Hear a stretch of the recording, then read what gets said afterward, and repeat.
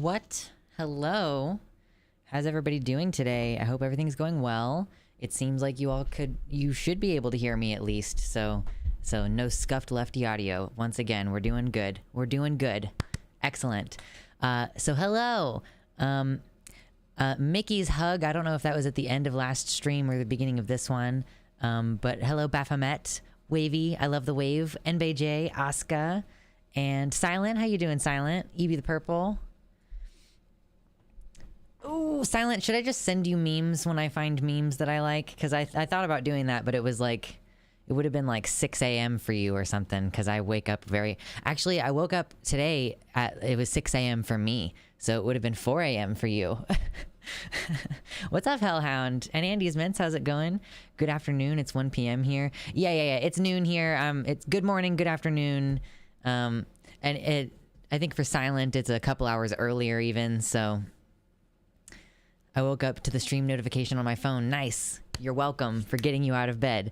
And then, of course, the YouTube chat. I don't want to completely ignore the YouTube chat over there. What's up, Based Jedi and Kiers Semple and K Flashman vids? Based Jedi asked, is there a way to donate to them on mobile? You should. There's links in the description. One of them is a PayPal link. That should work on mobile. That's not going to give you like a message pop up on screen though. That would be the Streamlabs link. And I don't know if it works on mobile. You should let me know. Force Cat Animations, what's up? How's it going? 7 p.m. Yeah. Over there in the Europe. But that's why we're hanging out. I like doing this early stream. I like giving people overseas the opportunity to hang out with us. Sunday seems to be the day that I'm able to be in the best mood on stream. I've noticed that. I think that like the longer I'm awake through the day, the more likely I am to feel like shit. So when we get in early, you know, that helps a little bit. Anjali, what's up? No more hospital stay for me. Thrombectomy was a success. Estrogen in danger of being discontinued. That's not good. Good morning, Mars Hall from Tucson. What's up? Sunday fun day indeed. Currently the way I wake up is to check my phone, and if anything looks interesting I'll look at it, and if there's enough I'll wake up. So sending me memes can help me to wake up at a decent hour. Okay, well that's good. You'll be like looking at the phone like, oh okay, well that does stimulate my brain a little bit. That makes sense. I wake up and get on Twitter. I mean usually the first thing that happens is like I'll get up and go to the bathroom and then come back to bed. Sort of depends on what day of the week it is and how early I wake up. If I wake up early on the weekends right now, I'm kind of like, I'm not really as interested in just chilling in bed. What doesn't make sense to me is that my gender dysphoria test said 94 out of 135, which is not indicative of gender dysphoria. What? I don't...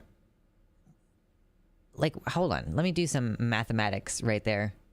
Let me do some quick math. You took a gender dysphoria assessment to determine whether you needed to transition medically, right? And you got a score of 94 out of 135. Whoa. See, you got a 69%. And for some reason, that's not diagnostic. What percent is diagnostic?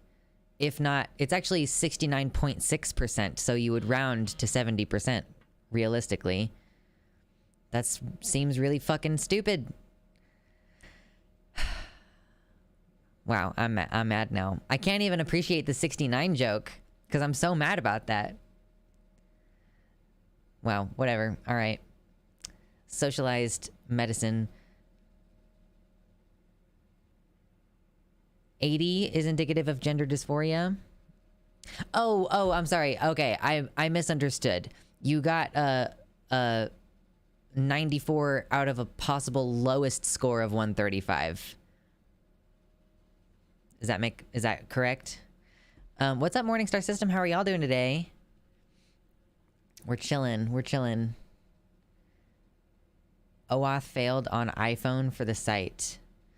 I know that there are some weirdnesses about the mobile website stuff. As far as I understand, that is a priority for the person who is building the website.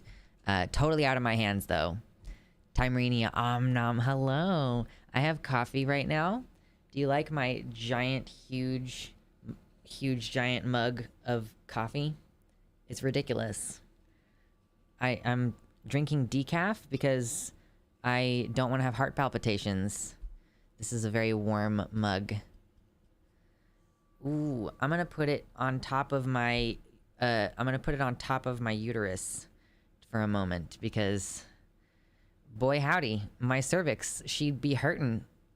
It keeps coming and going, but it sucks. If you missed the lore, I had an IUD inserted last week and it sucked very bad, but mostly it hurt badly when they did the stuff in order to put it in, and then it was fine for like 2 days, and then it started hurting periodically for the next like 4 or 5 days. So that's where we're at right now. That's where the update is.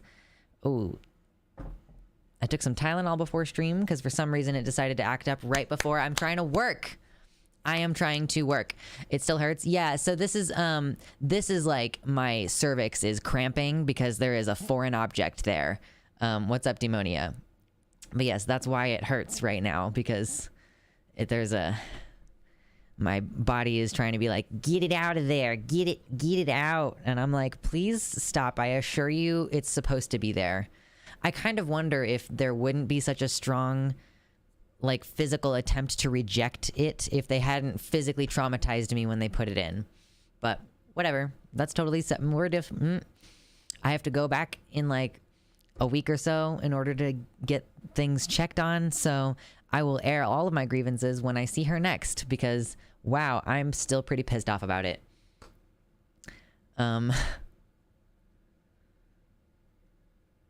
Not really concerned about gender at the moment. More concerned about my arm. It just hurts to lift it. My right arm too. Oh, that fucking sucks. I'm sorry to hear that, Andes. I understand. Like usually my issue is my neck that'll start to hurt so badly that I can't. Like my mobility is limited. Yeah, I popped some Tylenol earlier. We'll see how it works, if it works at all. Okay, Fleischmann's wisdom teeth are coming in. Whole mouth hurts so much, and I was crying like a lost child at the mall when I woke up this morning because of it. That sucks. I'm sorry. Like, my partner recently had some tooth issues, and it seems like that shit hurts, like, on a pretty intense level. So I hope that you can get that figured out. I have impacted wisdom teeth, but they don't, like, hurt very much. They basically don't hurt, I should say. I got a tip on Venmo that my balance, that brought my balance to $59. So I posted jokingly, somebody Venmo me $10, and my mom actually did. Your mom helped you achieve the joke number. Excellent. Yeah, I'm definitely, she's gonna, I'm gonna go see her to get it checked out, and she's gonna be like, well, how are you? And I'm gonna be like, well, I went into shock for several hours after I left the office before. I'm surprised that I was able to drive home. I threw up. I was catatonic in the shower for at least an hour. And like, I came to find out afterwards that you could have given me medicine to soften my cervix. You absolutely could have given me local anesthetic. And I am not entirely sure that the sounding that you did could not have been accomplished via an ultrasound. So yes, I'm pretty upset actually. Like, I'm going to be as like straightforward and not a cunt as I possibly can, but also like I might even let that ramble continue into like, and the least you could have done if you were going to insist on doing this medieval practice in such a way like that it causes your patients to go into shock for multiple hours, like the least you could have done is been honest about that fact and let me have the opportunity to bring my leather belt so that I would have something to bite down on, you know? I think I had a delayed shock, like surprised that I managed to be able to drive myself home. Like, I think that I am just like, I kind of have like a delayed reaction to stuff. I don't know if that's like an autism thing, but sometimes I don't realize how fucked up something is until I've had a few minutes or days even to like, you know, process it basically. So I had like a kind of mild form of shock at first that then just kind of like built. And like it doesn't take me super long to drive home from this particular doctor's office where I went. Now we just got to get the balance to 420. True. I don't have any meme amounts to go for the, like I set my goal amount at 900 a month. And I will say that I'm excited about the prospect of potentially reaching that. I think I have today and then Tuesday left this month. So potentially we could hit the actual monthly goal for the month, which is great because I also have to have surgery to biopsy something in my throat to make sure it's not cancerous.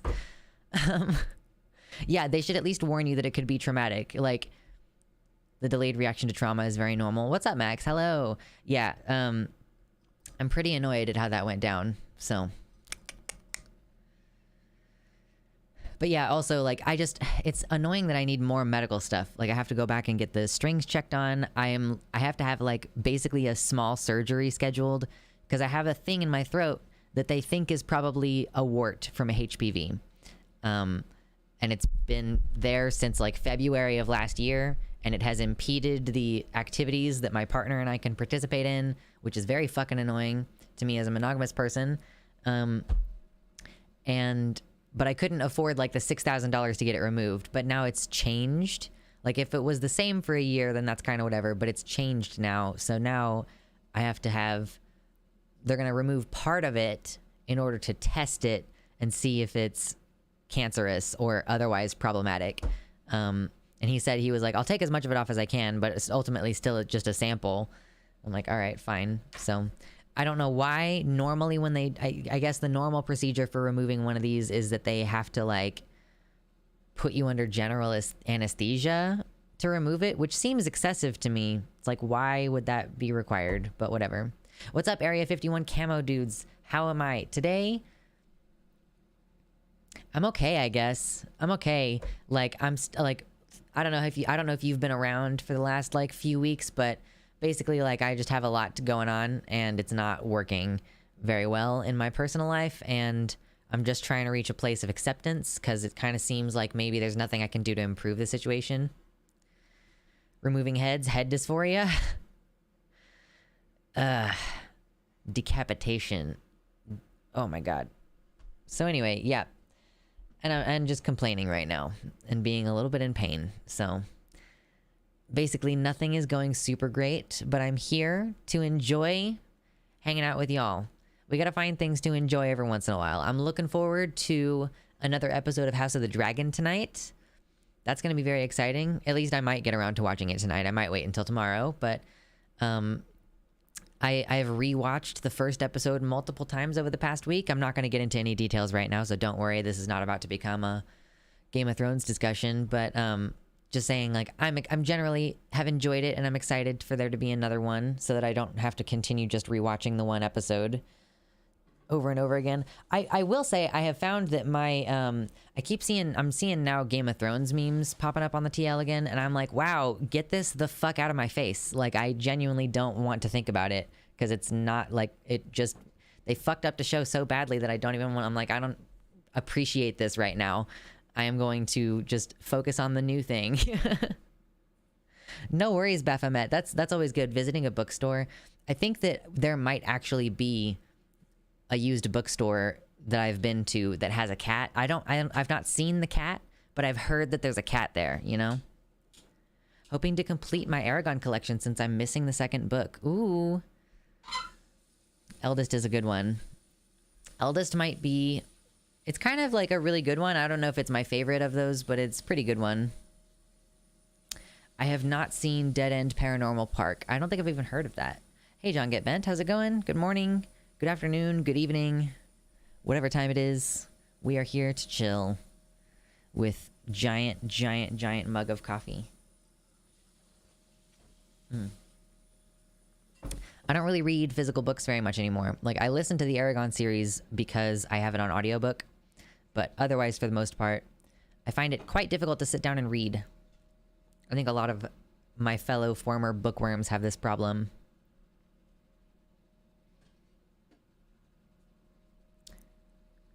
I told people I would watch Game of Thrones once Martin was done with the books. Many years later, still waiting. Yeah, we're still waiting on Winds of Winter.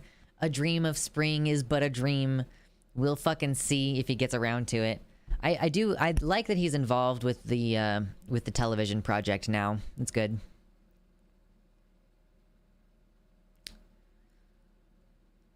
Ooh, what's up, Nouvenal?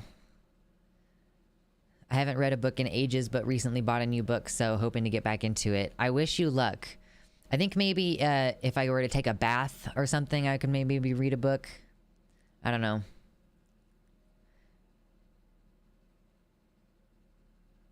Oh my god, K. Fleischman. That is a terrible thing that you just said. I don't even want to repeat it. I also totally listen to more books now. Finding time and space to read is so rough. I need to figure out whatever that local library thing is. Like, you can supposedly get access to a bunch of audiobooks through the library, because currently it's like, okay, well, Audible charges like $40 per audiobook or whatever the fuck they charge. So that seems like too much money. Oh my god. My insides are trying to become my outsides is kind of what it feels like.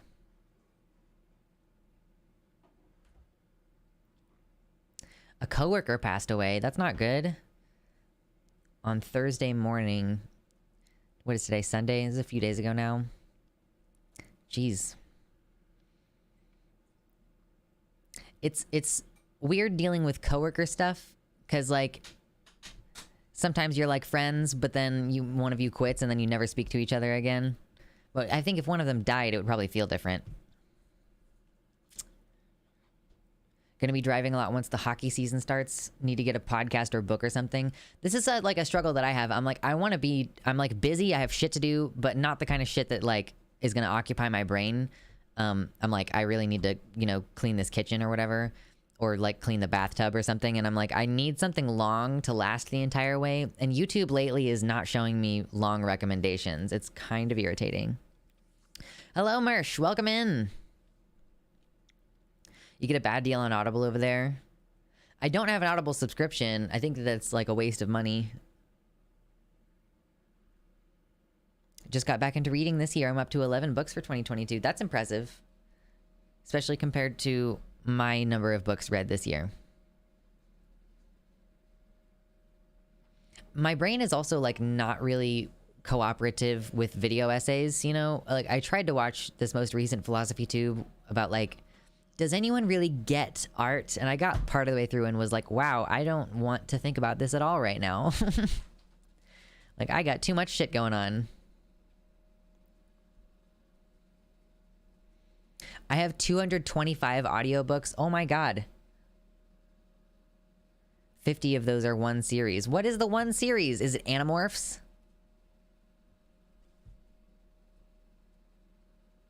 I wanted to hang out with her earlier outside of work, but I guess there were other plans aligned. She was only in her early 50s, like my dad was when he passed.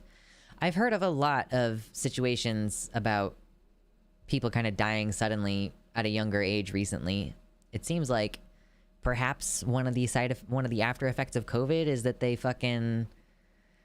you just kind of like randomly get blood clots and die. It's not great. The In Death series by J.D. Robb. Okay. I'm not familiar. I've been reading Homestuck lately. I never got into Homestuck. I look at my bookshelves and I'm like, when did I have time to read all this? I moved that bookshelf and I actually just took all the books off of it and put them in boxes, basically. I think I need to go through all of my books and like potentially get rid of a bunch of them.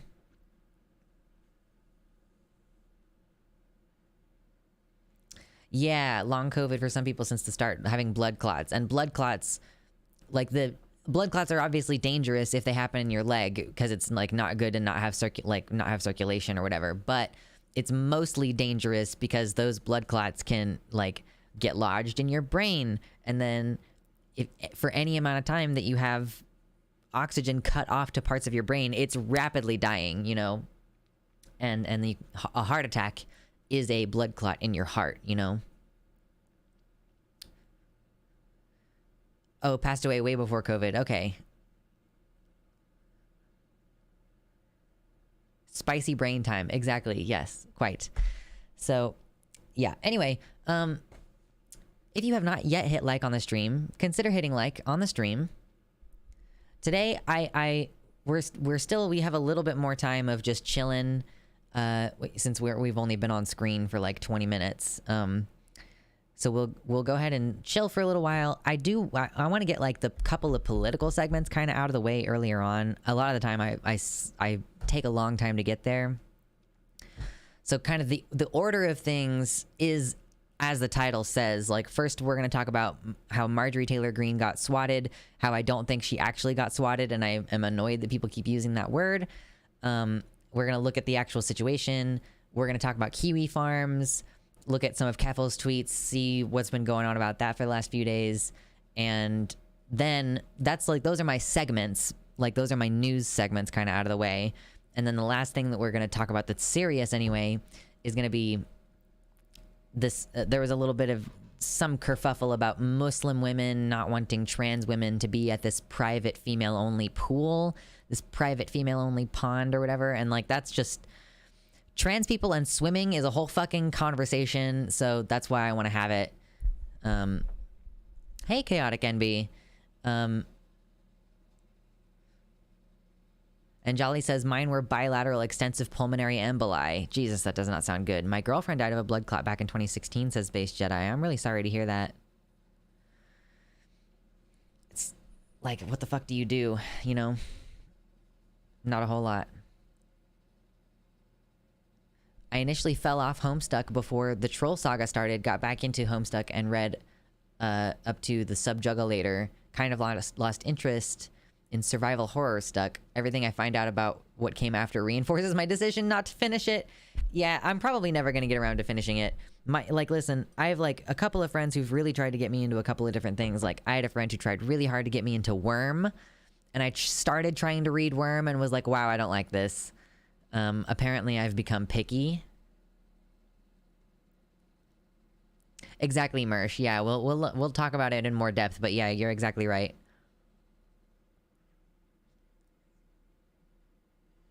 There's apparently an unofficial nude beach in the Seattle area that's a chill trans swim spot, hoping to hit it up before it gets too cold. Honestly, yeah, like it only just occurs to me now that like, oh shit, this upcoming weekend is Labor Day weekend, so I have been wanting to go swimming, and I might not have an opportunity to go again past this week. Do you have any book recommendations for someone who's really into fantasy? Do we have any book recommendations? Like personally, like so Baphomet, I will say, like, having talked to a lot of people about really liking the Aragon series, The Dragons of Pern has been recommended to me, although I've not read them, but it's highly recommended. Worm is really high quality, but really fucking rough. I didn't get very far in it, honestly. I don't even know that I got a full chapter into it. I was like, I don't like this writing. Like, I don't know what high quality means, I guess, in the context of a fan fiction. Oh my God. But also, like, I'm a jaded, annoyed adult now who has studied writing more, so I'm less likely to be patient with... Like, when I was younger, I probably would just read a book whether I thought it was boring or not. But now... my friend has really been trying to get us to read Brandon Sanderson for a really long time. He actually gifted us an audiobook. I think the first book, The Way of Kings. I think that might be the one that it is. And I started trying to listen to it while I was doing my walks on a regular basis. And I just found myself like really struggling to pay attention. I was like, I texted my friend. I was like, I'm trying to listen to this audiobook that you sent us, and like, I'm just really struggling to get through this beginning part. Like, can you maybe like give me some spoilers that are gonna help me like care about what's happening? And I just couldn't really get into it. It sucked. Like, I'm not saying the book sucked. I mean, kind of, yeah, but it sucked that I couldn't get over how fucking, it's like an action scene is the thing. Like, that book starts out with an action scene, and I was like bored by it, you know?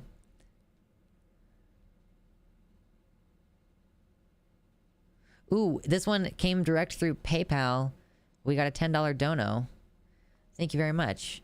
I'm gonna update this thingy real quick, because I would love to see us hit that 900 before the end of the month. That would be sweet. We're so close. Everybody who's been generous so far, I so appreciate it. You all are wonderful. Thank you so much for helping me achieve my goals of being able to pay my part of the rent for this month. Hell yeah. Especially because I don't know what's going to happen next month exactly, because next month we're not streaming on Sundays at all. So that's going to be different. I'm not sure how it's going to go. Although the reason that I'm not streaming on Sundays is because I'm taking a part-time job. So it's all good. The first of the Stormlight archives. Yes. The first two Stormlight archives, at least, are basically a retelling of the Book of Mormon. No.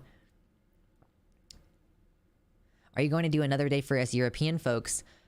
I don't know. Like, maybe I was wondering that about myself. Like, wondering about that myself. Like, am I gonna try to squeeze another day in? Because the thing is that, like, I'm gonna be doing 2 full days of actual, like, being outside working every weekend for the foreseeable future, basically. After this weekend, like starting next weekend, we're not doing Sunday streams. So Tuesdays and Thursdays, we're still going to be doing evenings. And other than that, I'm not totally sure if I'm going to add another day.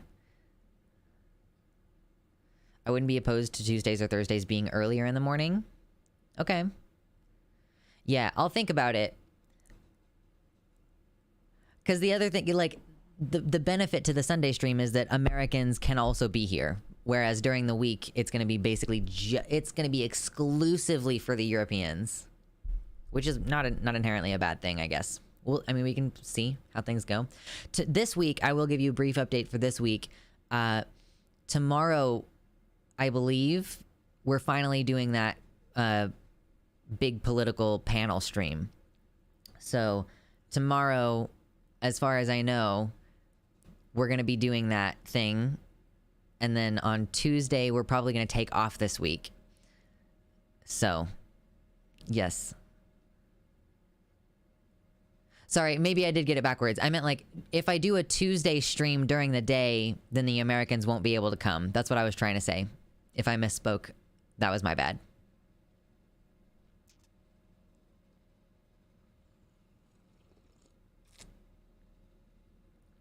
I start working Sundays next week. Yeah, I will be back on Sundays in October, but it'll just be like about a month and a half.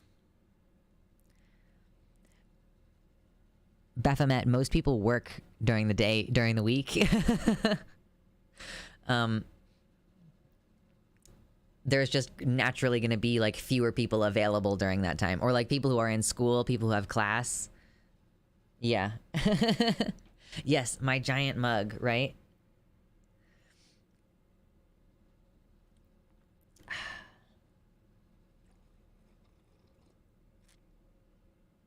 But All Is Lost says, I'm not even gonna lie, I have no clue what your stream schedule is. I just always happen to hop on YouTube when you're streaming. It's Tuesdays and Thursdays, starting 6 p.m. Central, and Sundays we start at noon. So, there you go.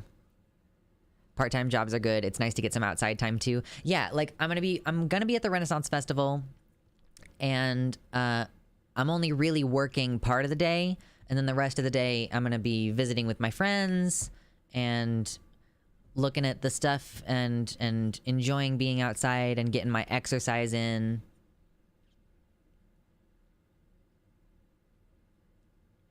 I'll probably turn into a YouTube chatter once I start work. I have Thursdays off this week, so maybe that'll end up being consistent. Then I can hang out and chat. That would be good. Also, this Thursday is Good Mythical Evening, and I might go to that. So we might do just strictly a 3-hour stream because Good Mythical Evening starts at 9 o'clock. Oh my god, my body hurts. Yes, I'm gonna be working at a Renaissance festival. You know, my partner and I met out there, and we have a lot of friends out there, and I mean, I've been going out there since I was a wee child, so it's not like it's not just I met my partner out there, but oh yeah, so Good Mythical Evening, oh ow, okay, why? Please cease and desist. It is there's this show called Good Mythical Morning, which is a YouTube show where these two guys, like, they play games, they joke around, like it's supposed to be lighthearted comedy kind of stuff, and or they eat gross stuff is another kind of big staple of the channel, and it's wholesome because it's on YouTube. It's supposed to be like kid friendly, and they had this event last year called Good Mythical Evening that was a ticketed event, a live ticketed event that you could come to, 18 plus only, and they're like, we're gonna be drinking alcohol, we're gonna be making dirty jokes and saying cuss words and all this other stuff that we can't do on YouTube, and they're doing it again this year. So I was considering going to that. Decoy Duck with the tier 1 sub, thank you. I appreciate it. That's very kind of you. Mersh gets the dicks. As per usual.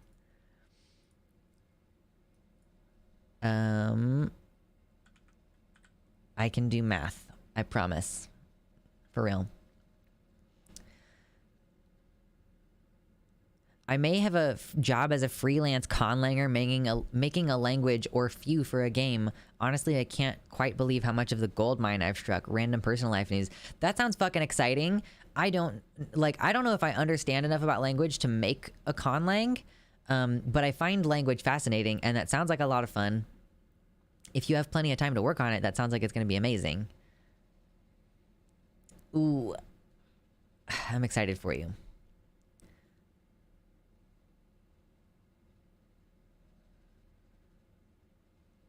We also had a recommendation from Ashley the Dragon in the YouTube chat to read City of Brass by S.A. Chakraborty, an adult fantasy series that is stunning, will be a show on Netflix. The 5th season by N.K. Jemisin is another great adult fantasy series. We have 2 recommendations there.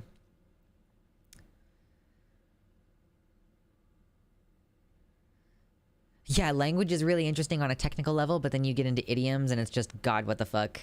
Yeah, so many things are implied and so many things are dependent on the time period. Do not get into fucking hot D. I was just about to be like, and here's another difference between House of the Dragon and Game of Thrones, but shut the fuck up. Shut the fuck up. Nobody cares. God. All right.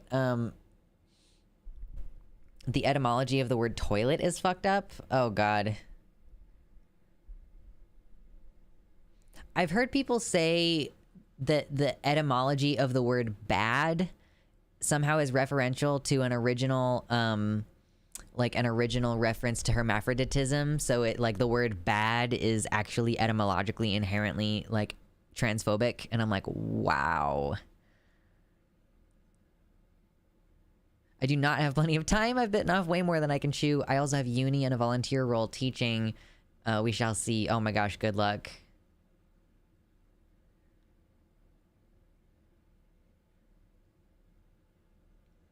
Oh God. Let's see.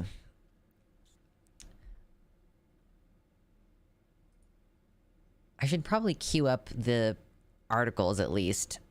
While we're talking about toilets, I'll queue up the articles about Marjorie Taylor Greene's getting swatted, quote unquote.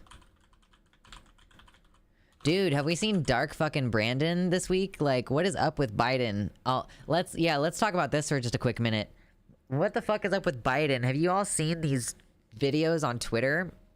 Like these videos of him like shit talking MAGA Republicans and stuff now? Like, wow. It's impressive.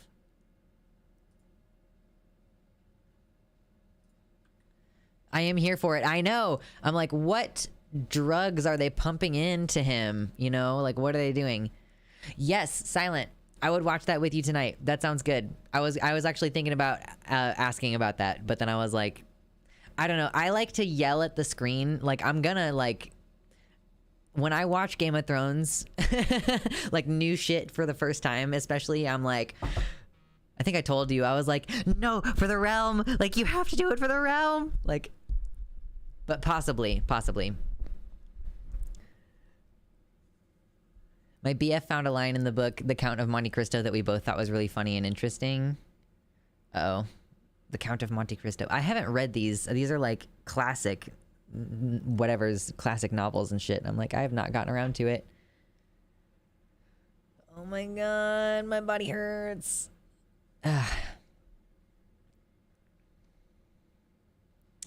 From French toilette, small cloth, diminutive of toilet, which is a cloth. From their use to protect clothing while shaving or arranging hair.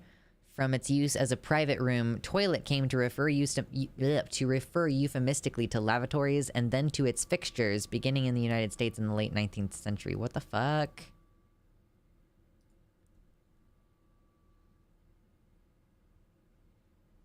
At like 7:45? Okay, that sounds good. I'll have to just make dinner before that.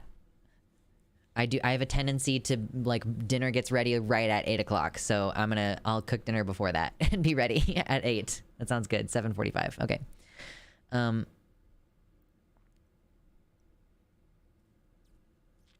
Even the most fastidious dandy could find nothing to cavil at in his toilet. And toilet in this context refers to his appearance. Oh my god, what? Doing your toilette means to freshen up.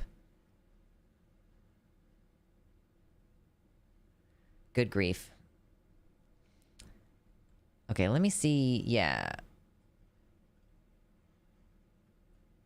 So Marjorie Taylor Greene supposedly has been swatted twice this week.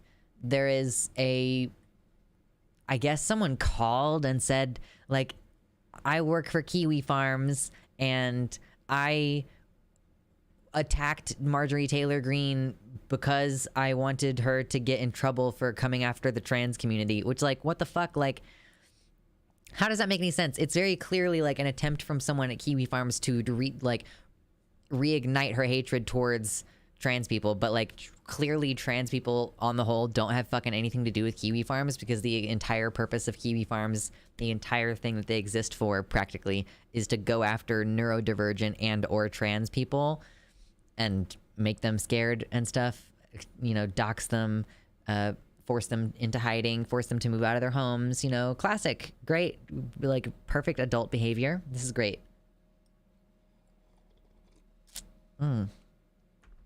Delicious. So, supposedly, swatting has occurred to Marjorie Taylor Greene. Now, I'll just say, before we even fucking talk about whatever she actually says happened, okay? Swatting means, like, police, like, came in, like, possibly forced entry, or at least, like, when you answered the door, they had a gun pointed at you. You know, like, to me, swatting means they actually thought they were going to have a violent altercation at your home, and they came to you prepared for that and subjected you to the terror of thinking that you were going to be subjected to police violence, right?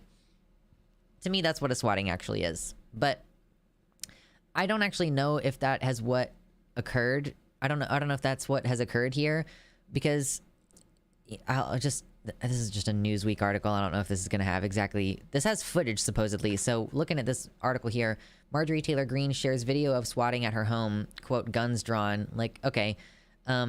She shared surveillance footage that captured the police response to a, quote, swatting call at her home earlier this week. Republican from Georgia says she has been the target of multiple swatting calls this week, which is hoax emergency calls that are intended to elicit a response by a SWAT team. Someone claimed that a male had been shot 5 times in a bathtub with a female inside the home, possibly with children. And the footage from the security camera shows Greene answering the door around 1 a.m. Okay, so is this it? I don't really want there to be sound. Hopefully, Okay, well, your there's no home's sound. got... Shush, shush, shush. I don't want sound. I just want to see the footage, please. I literally don't want to hear anything you have to say. Okay, so this is her. She answers the door. They got a light on her. That guy does not look like he has a gun in his hand, if I'm being honest, from what I can see right here. I don't know if I'm covering it a little bit, I guess. But he has, like... Whoa, shut the fuck up. Stop talking. Here, let me, give me one quick second here. We're gonna switch things around a bit. I'm gonna move my fat head out of the way. Real quick. Just gonna move my big fat head out of the way, okay? Do this. And... Come on now, I cannot see everything. Okay, now we're gonna make that quiet. Okay, now look at this again. This is like, as she answers the door, right? You can see in the top left, you can see the officer through the window there, right? You can see him through the window. Now look at his right hand. He's a white man, so you can see his right hand is down by his side. You can see it right there, right there, right there. Right hand down by his side. Left hand, light bulb, flashlight, pointed at her. Right hand, look at it still, right hand still, down at his side. Casual, down at his side. Still, right hand, down at his side. There is no gun pointed at her in this particular scene. Turn my camera back on. Hopefully that was clear to everybody, because it seems pretty fucking obvious to me that there was no, light bulb. Yeah, there was no gun pointed at her. So, let me... Was that the first night, or was that the totality of the footage?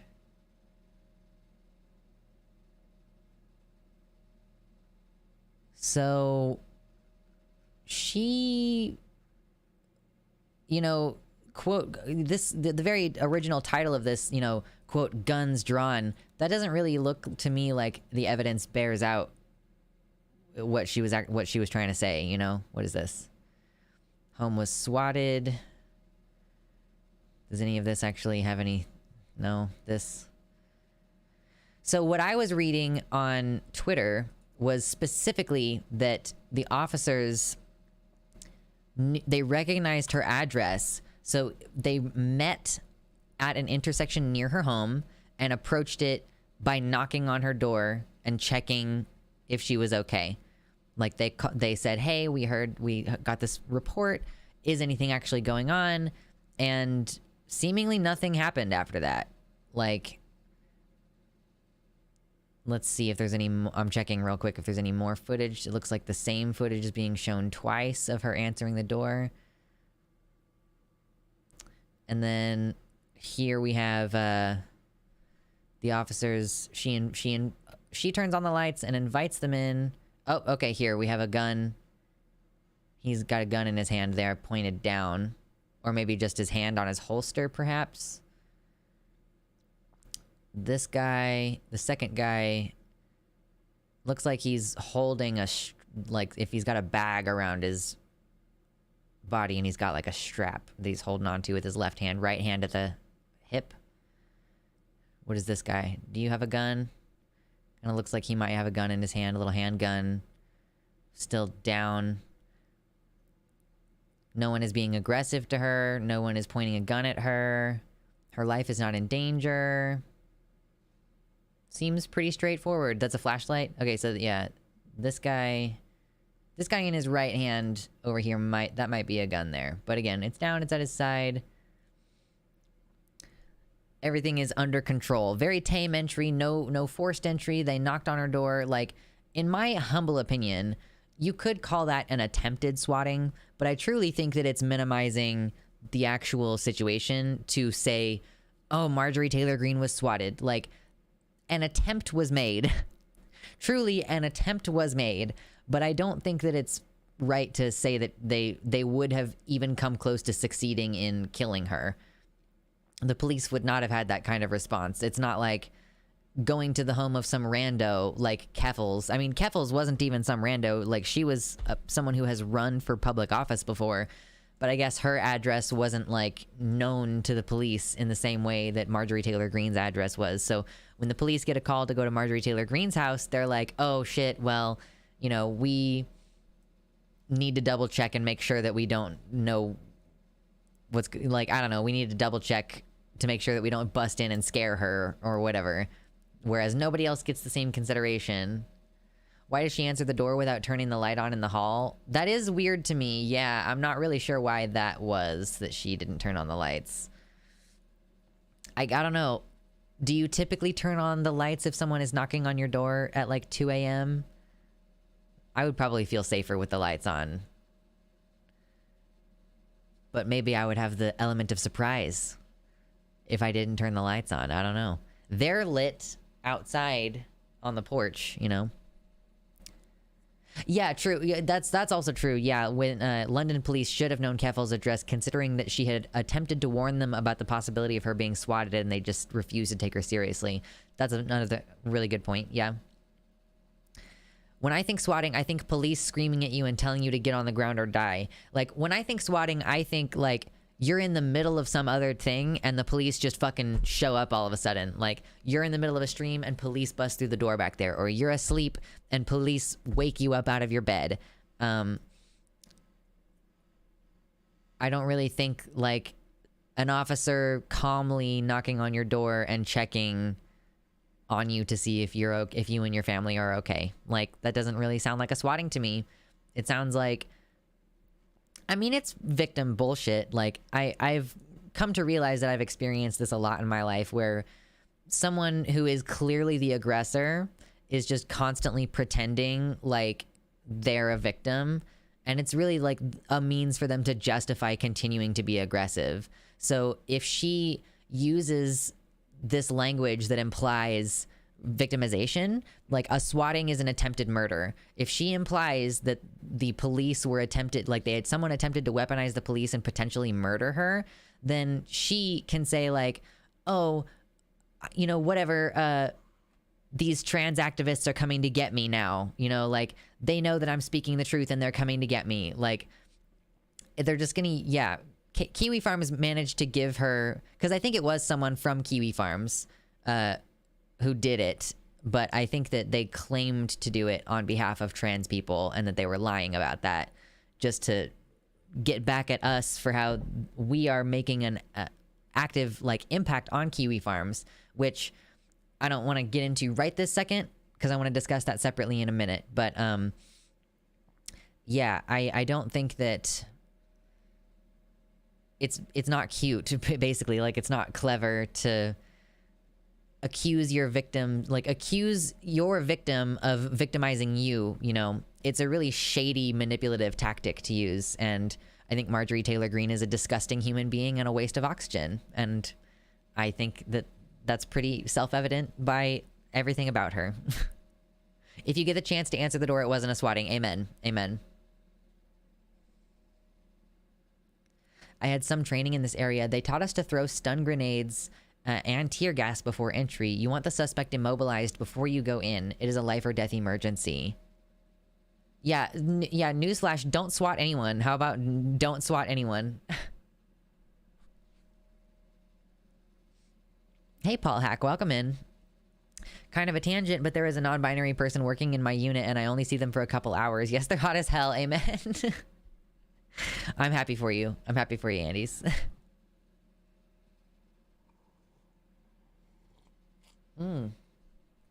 If you have not yet hit like on the stream, please hit like on the stream. Look at that. We have 40 concurrent viewers. What an enjoyable, relaxed Sunday stream. I'm having such a good time. NBs are the hottest people on planet Earth and they turn everyone gay. I've recently started to chip my way out of a very low self-esteem hump. Like, I was in a valley of very low self-esteem. Oh shit, go Baphomet, get out of here. I just came out of a valley of low self-esteem, and I'm realizing that, like, I think actually that I don't know that it's possible for me to really retain a bad opinion of myself anymore, which is a good feeling to have. Highly recommend therapy, because yeah, I've rebounded a little bit. If it wasn't for the fact that I was in so much weird crampy pain, like, I dressed so ridiculously over the top goth sexy yesterday, and I was like, damn, like, it really doesn't matter if I actually get validation for how hot I am. I fucking know how hot I am, you know, which feels good. No worries, Paul Hack. I'm not at all concerned when y'all miss streams. I finally fucking have like basically caught up on posting the VODs on the VOD channel. So I'm gonna try to keep up to date with that now. So if you miss a stream, don't worry about it. You'll be able to watch it pretty soon on the secondary channel. My family eated all the cheese sticks. No. Oh no. I'm craving like, really what I'm craving is cheddar bites from fucking Sonic, but there is a nationwide shortage. Can someone please explain to me why there is a nationwide fucking shortage of cheddar bites? It's like, I like the mozzarella sticks, but it's not the same. I like the jalapeno things, the jalapeno cheddar bite things, but it's not the fucking same. Like, I try to go to Culver's to get the cheese curds, and that shit sucks, because what I want is fucking cheddar bites. Just gonna complain for a second.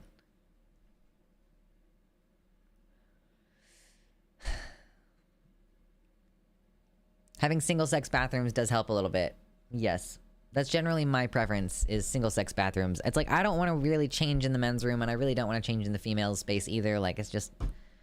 Can I just go into a room where I can shut and lock the door, please? That would be preferable. But we'll talk about that more later in the stream. Like, men's and women's facilities and stuff. That'll tie into the swimming subject. We'll get there. We will get there. No shortage of them in Virginia. Your Sonic in Virginia has fucking cheddar bites? I'm so mad. She said a nationwide shortage. The last time I tried to order them, she was like, yeah, we have like a nationwide shortage. I'm fucking so pissed by that. I had some last week. God.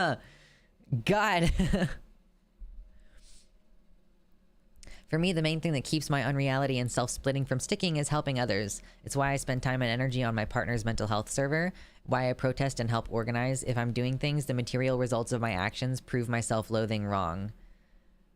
That's a really good point. Yeah, like, objectively, maybe I should message you sometime, Morningstar system, about what's been going on with me, give you a little update, and maybe see if y'all have any perspective on it, because it's been crazy, and I've had some realizations about it this week that would probably help to talk to even more people about, you know?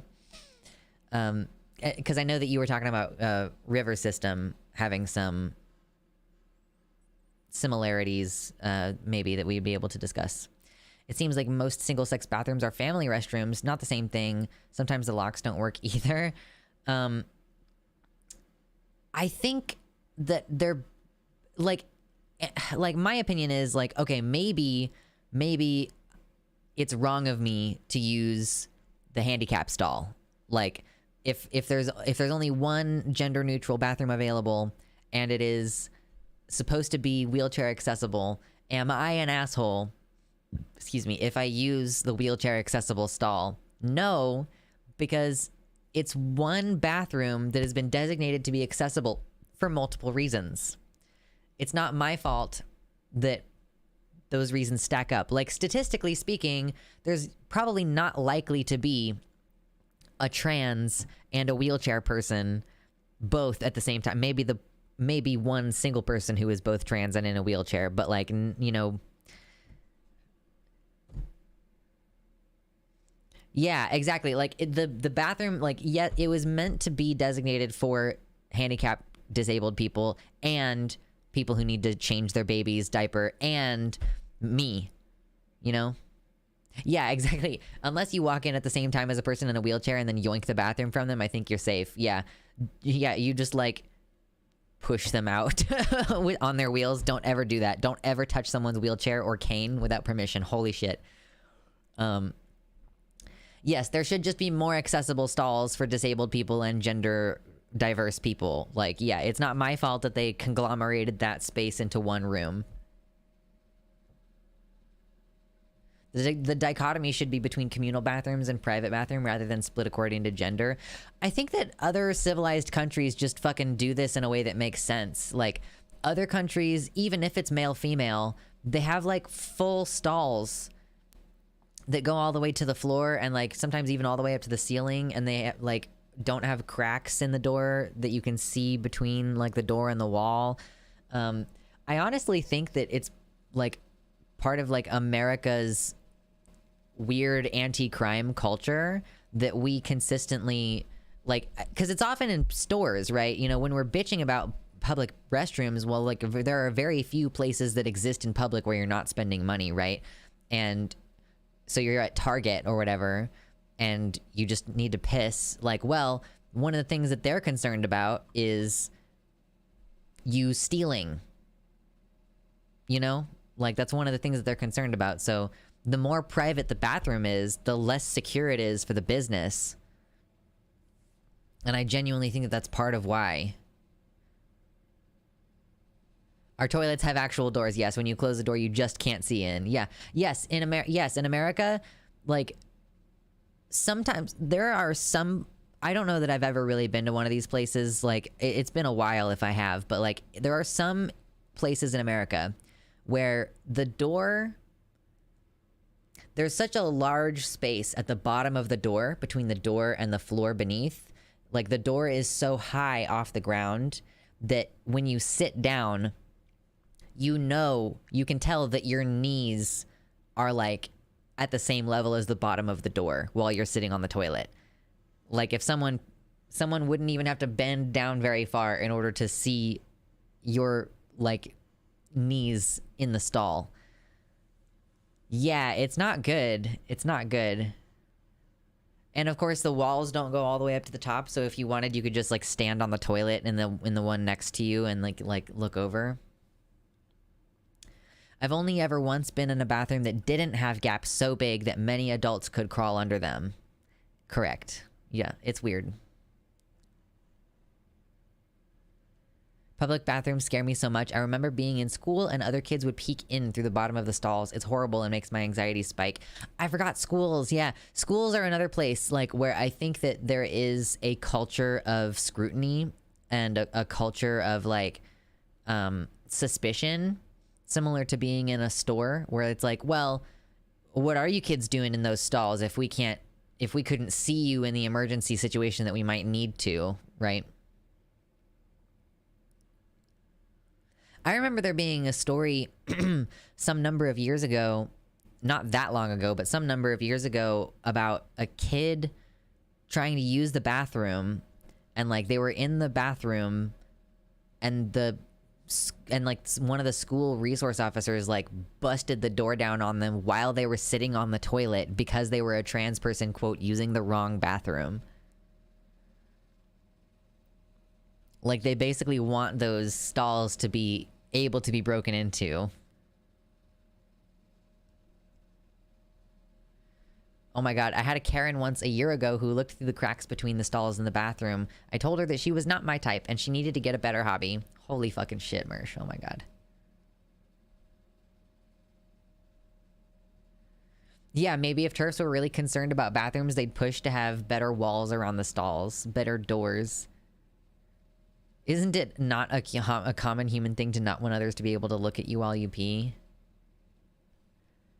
I bet the gaps are so large because then you could give tampons or pads to each other. It's the same in men's rooms. They used to lock most of the bathrooms in my school with the justification that kids were smoking in the bathroom or something. Then they'd set up a teacher outside and you had to sign in and out when you went in and left with the time you did so. Oh my god. The amount of policing of children that we do is just insane to me. I had like 4-minute passing periods when I was in high school, and a 3-story school. Like you were like, and a couple of buildings outside. So sometimes you were meant to be able to get from this building outside to this building upstairs, like to the 3rd floor. And like, did you need to go to your fucking locker in between? Like, guess what? If those are your 2 big textbook classes, you're fucking hoofing both of those textbooks around all day because you're not gonna have time to see your locker. Oh my god. I'm glad our schools don't have security people that will bust down doors. We don't have any such people, in fact. Every single school in America, I mean, maybe with the exception of some private schools, I don't actually know about private schools, but every public school, middle school and up especially, has a school resource officer that is effectively a cop in the school. Yeah, why wouldn't you treat bathrooms in a school as if you're in prison? Exactly. Yeah, why wouldn't you do that?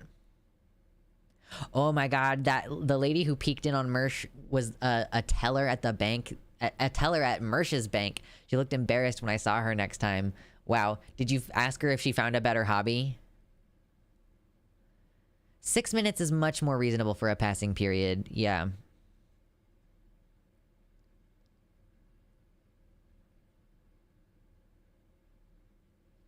Imagine going to school for years, getting a master's, and then your job is to check a list when people go to the bathroom.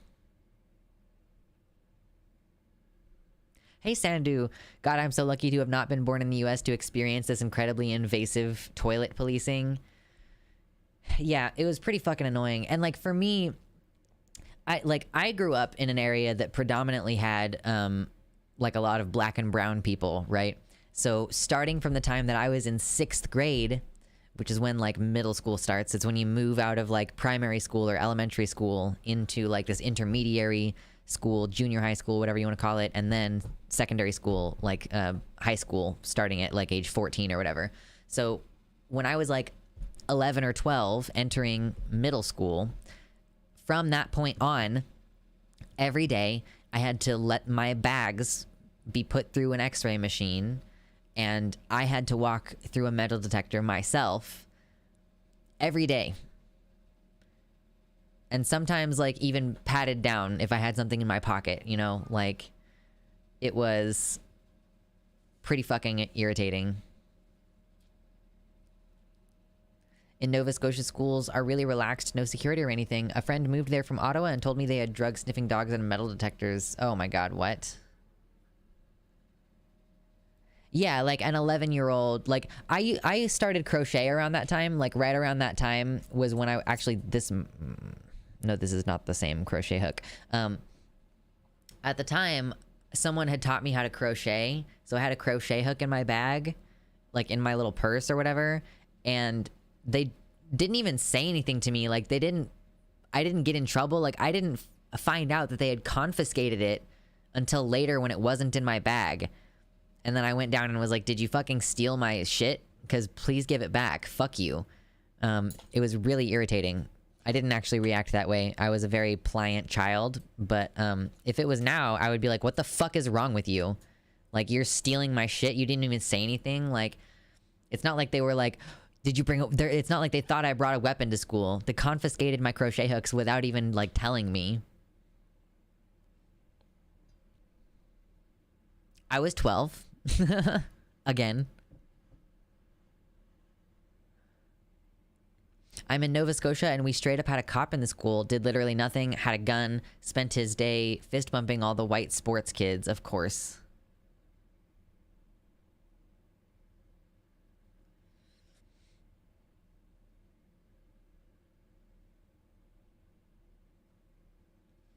Treating schools like airports. Yeah.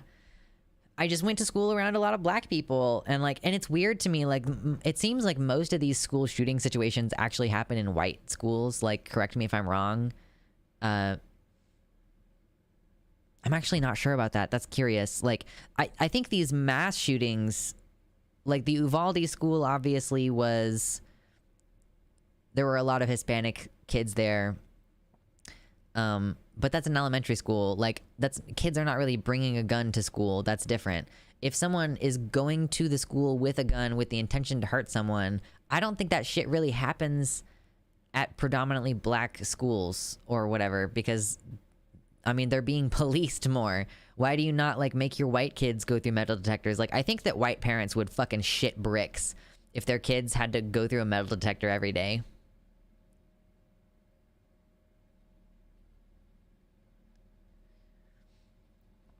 Based on the time it took the able-bodied adult to walk using the stairs, 6 minutes might be enough. But if you needed the elevator, you were fucked because the 4th floor was a new addition, so there was a different elevator from the 3rd to the 4th floor, and it took an extra 3 minutes. Ugh.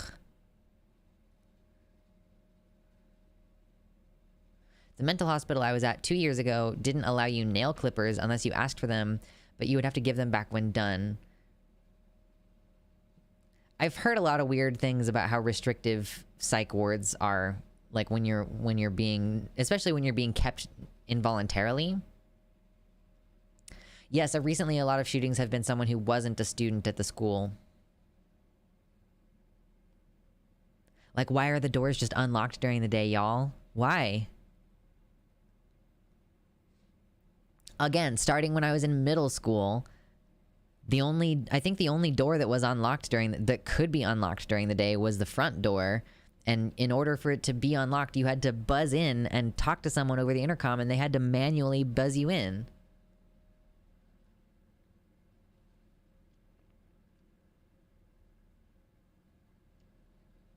I was a student at Virginia Tech after the shooting, and I worked at the switchboard. We got so many calls telling us we should put metal detectors at every entrance to a massive land-grant college. It's totally different on a college campus, too. Like, in a high school where it's one building, basically, it's usually one building. Yeah, you can police the entrances a lot easier. But, you know, plenty of students are hanging out outside. There are courtyards and stuff at a college campus. There's outdoor sports areas at a college or there are several probably outdoor sports areas at a college campus where people might be without security guards, like waiting in the wings or whatever. Oh my god, dude, my fucking body is trying to murder me. It sucks. Ow.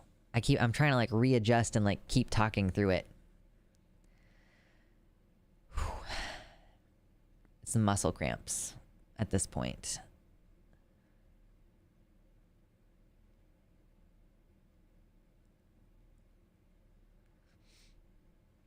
Drink water. Actually, drink water. I need to drink more water. I'm gonna grab a water cup. You should drink water too. Hail Hydrate. I'll be back in about 10 seconds.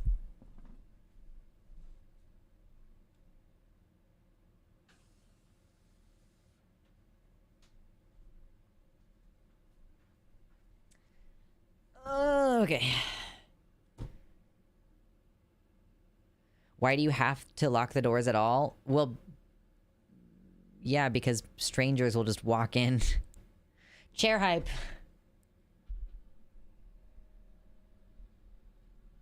Uni was the first time I've ever seen a security guard at the place I study at. There were never any at my school. Yeah. This is America. Don't get you slipping now.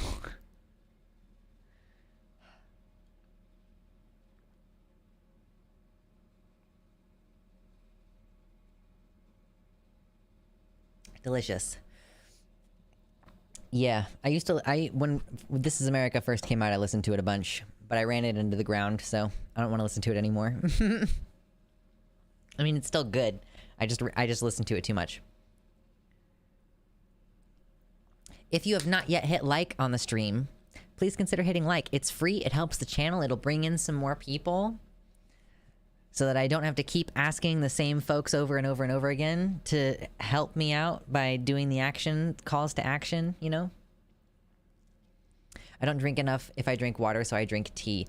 Yeah. I'm doing my best to take care of myself. We didn't touch base on whether we've taken care of ourselves this stream, and part of the reason is because I'm not doing very good. I mean, I'm doing okay, but I just don't really, like, feel like going into it right now. Y'all are weird in America. Strangers walk into schools all the time here and it's not a problem. I mean, I don't want to be a bitch or anything, Ariel, but no shit. Like, obviously, in other countries, you're more lax about fucking strangers coming into schools. In America, it's not uncommon for a stranger coming into your school to then kill a bunch of people. So, understandably, you know. But that's a good question. Like, why are strangers walking into schools? I mean, I understand that, like, I think in America it used to be more common in, like, the 80s or whatever for people to go to their, what is it called? Alumnus? Whatever the fuck how would you say? They go to the school that they graduated from and, like, go visit the teachers and stuff. But honestly, that always seemed kind of weird to me, too. Alma mater, that's the word I was looking for.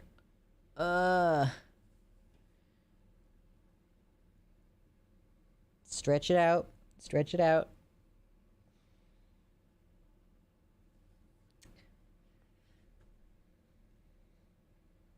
My high school in the mid-aughts didn't let anyone into the building who wasn't able to explain why they were there or over intercom. Yeah, that's basically what I remember. Like, I graduated in 2011, I think, and it was not normal for people to just randomly be in the school. Sometimes parents would be at the school, but they would be there for like a reason, you know? It would be like, oh, I recognize that mom. Like, she is a mom who volunteers for the PTA shit. This in particular is why I like the troll part of Homestuck and related media involving the trolls. Hyperviolence made to be absurd and horrific. It's literally just America, but everyone's gray with horns. Hey, Vini, sorry, how's it going?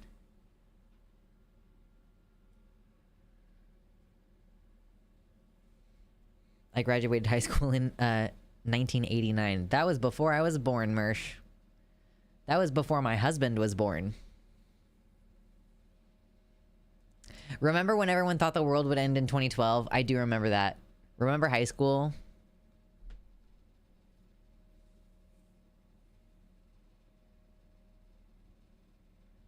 Yo, what the fuck, Anansi? As a black person, I couldn't imagine going into one of these white schools to get water or help. Like, I once broke my arm and asked a kid for help. She ran away and had the cops show up with guns pointed at me. What the fuck? Oh my god. Yeah. The inexorable pull of time. We're all getting older day by day. Time is gradually running out. I was still in high school in 2012. A classic. Yeah. Yeah, I was done by then, thankfully. This is America. Don't get you slipping now. I'm gonna do that for the rest of the day, I guess. What's fun is that now there's a headache starting, and I am like, come on, dude. Like, I'm trying to work my job right now. It's fucking irritating. 10 years ago, I graduated high school. Yeah, it's been over 10 years for me. I decided I was not gonna go to my reunions or anything, so it's been over 10 years now. Being an adult for this long is kind of exhausting. I kind of can't wait until I can like talk to you guys about what's been going on with me personally, because like it's been a fucking roller coaster, y'all. Things are just not settled, so I'm not like ready to talk about it. I've been having a lot of headaches lately. Not very fun when you have to study for exams. Oh my gosh, I'm sorry to hear that, Chaotic Envy. That sounds really frustrating. High school dropout gang. True. The day the world was supposed to end was my 18th or 19th birthday. Oh my gosh, Ariel. High schoolers were awful.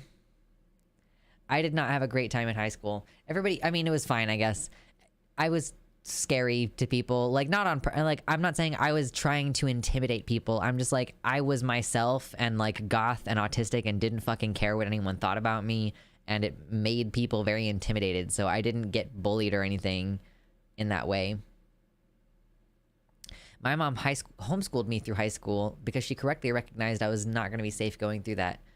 I'm glad that your mom at least did that. She was shit at it, but she still absolutely saved my life doing it. Yeah, as much as your relationship with her has not been very functional, I'm glad you at least got that. Yes, I am a dragon. I would be wearing the horns today, but I think that I want to like put the horns on a headband. I bought these headbands, and I'm like, maybe I want to put the horns on a headband so that I don't have to have them squeezing my head as much as they currently do.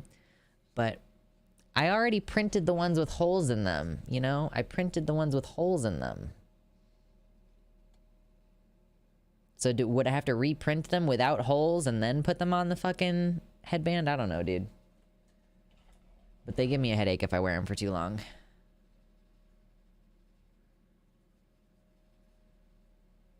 I wish I could have been like that. I was trying very hard to fit in and was just miserable in high school.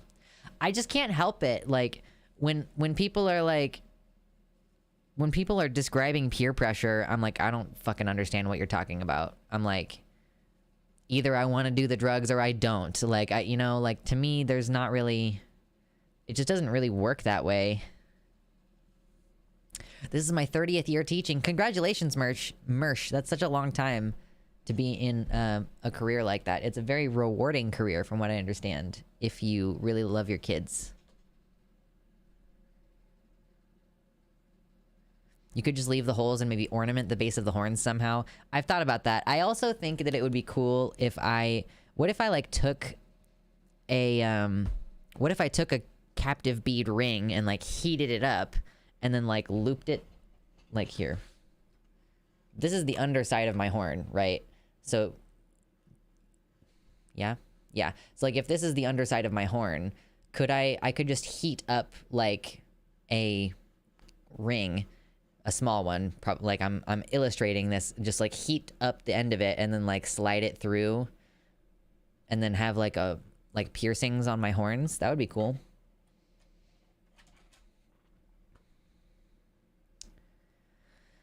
I'm not affected by peer pressure much either. The reason I tried so hard to fit in was I was bullied for not fitting in when I was younger. That's fair. I don't think I would understand.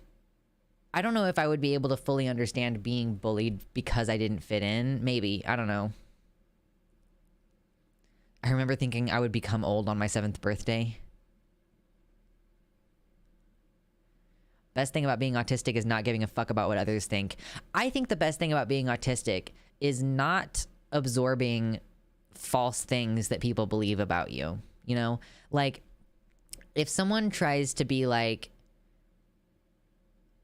well, you didn't do this because you just don't even care. Or like, because whatever, like if someone tries to say something like that, you go like, what? Like, of course I care. Like, what are you talking about? Like, I think that autistic people are kind of resistant to gaslighting in that way. Does that make sense? Like, I don't know if anybody else has had a sense of that. Yeah, the autistic defense against emotional manipulation, like, I'll still, you know, what I perceive in those moments is that the person wants me to do things differently, and so I'll try to do things differently in order to do things to make them, like, to mollify them or to prevent them getting upset about this thing in the future, right? But I don't ever internalize any of that shit. Like, I think this is how I made it out of being abused as a child without, like, I didn't ever think, like, I'm a bad kid, like, if only I was different, then my mommy wouldn't do XYZ. Like, I didn't think any of that at all. I was like, my mommy is mean and I don't understand why. Like, I never ever thought it was my fault. So personally, like, that's my favorite thing about being autistic. I think that I have a superpower of not internalizing. As it happens sometimes where I'll internalize some kind of negativity about myself, but like, it doesn't stick. It doesn't like stay. I've been asked by people that I thought a lot of, do you even like me? This has shocked me a few times in my life.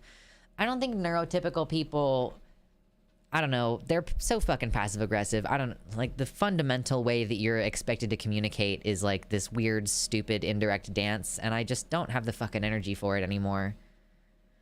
I'm so glad that so many of my friends are autistic. Like, it's so easy to be friends with other autistic people.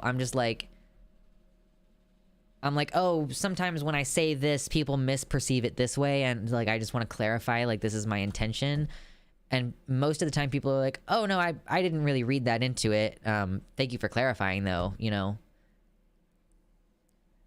I don't actually know, Ariel, if it is considered an autistic trait, but like, that's how I think of it. That's how I feel about it anyway. I'm like, I'm so matter of fact, I think, and I feel very strongly about my internal sense of right and wrong. And like, so I think that that's part of why I believe that the autism is like related to that, because you can't say like, I don't work in this absolute way. Like, you can't tell me, like, if someone calls me a liar because I withheld information or something, that doesn't sink in. And I don't think I'm a bad person, I'm a liar. Because to me, I'm like, well, if I'm a liar because I withheld the truth this once, then I am also simultaneously a truth teller or an honest person. You cannot essentialize me. You cannot quintessentially like break me down to any fundamental elements because I know better. Like, I don't know. That's just my personal sense about it.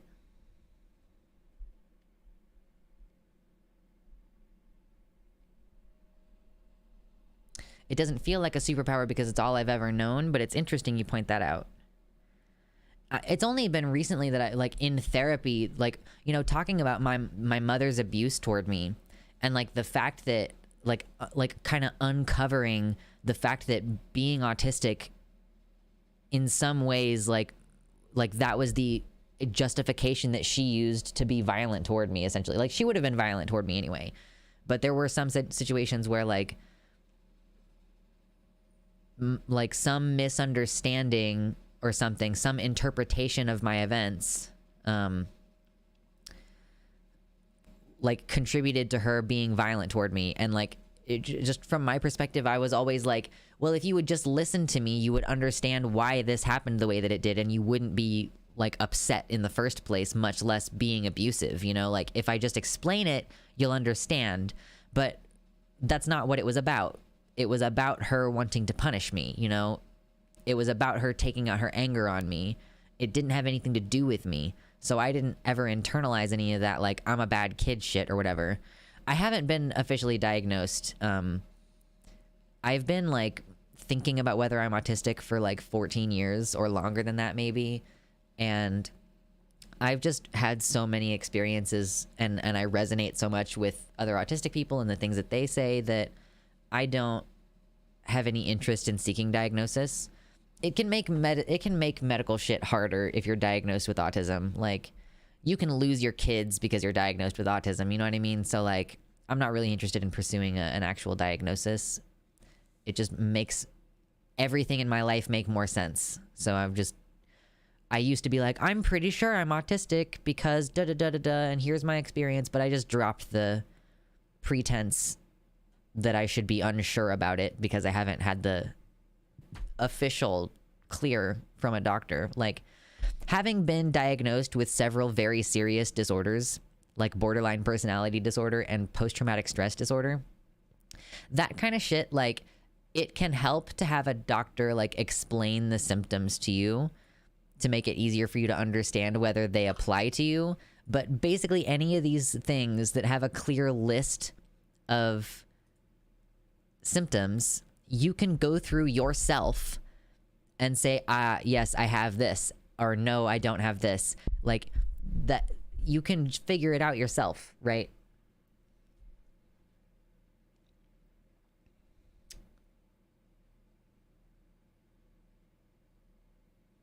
Parents do just go and decide what you mean or why you did something.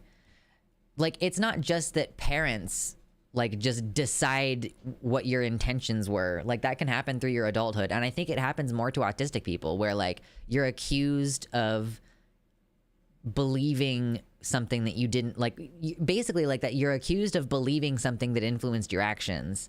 Like you don't even want to do this, you don't even care about this, or whatever. Adult autism diagnosis where I live is $2,000 to $3,000. That's true too, yeah. I'm self-diagnosed. After like the third time someone asked me directly if I was autistic because they got the vibes, I was just like, yeah, okay, if we both think this, it must just be true.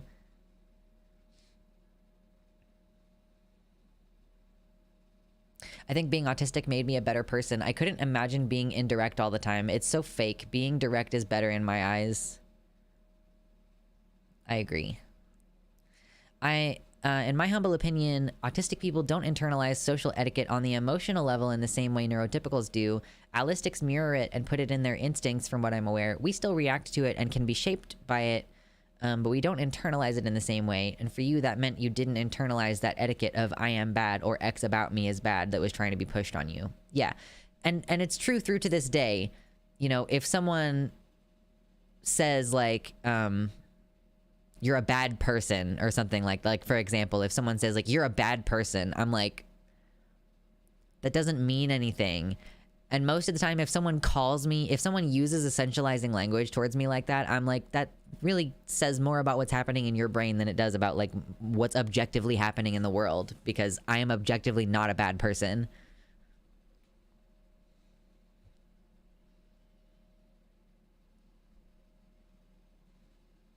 Because of my memory issues, it's really easy for me to be convinced of something completely false. I think that my memory is not as bad as I think it is.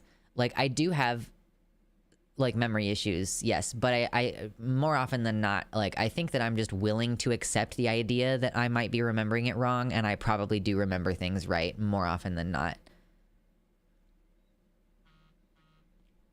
My phone, why are you vibrating? You're so loud. Reminds me of the time my parents pulled me out of piano lessons when I was like 11 without asking me because I, quote, wasn't interested despite it being my favorite thing I was doing at the time because I didn't practice as much as they thought I should have, I guess. Yeah, imagine, like, maybe you're making a lot of progress in the lessons and maybe it's the lessons itself that you're enjoying, but they're like, nope, you should be doing it on your own time also and without guidance. I just thought I had some traits associated with autism, but one of my sapphic besties, Stims, is happy humming, and I have started doing it since hanging out with her without trying to make it happen. It just happens and it feels really good. My GF's ex, who is also autistic, suggested I maybe after hearing me do so while we were hanging out. I definitely pick up traits from other people. Like, I pick up phrases, behaviors, stuff like that. Sometimes even accents. Like, if I am around a person who is, or watching videos from a person who has a specific accent for a long period of time, like, my brain voice will start sounding like it has an accent, and I have to stop myself from talking differently. It's very annoying.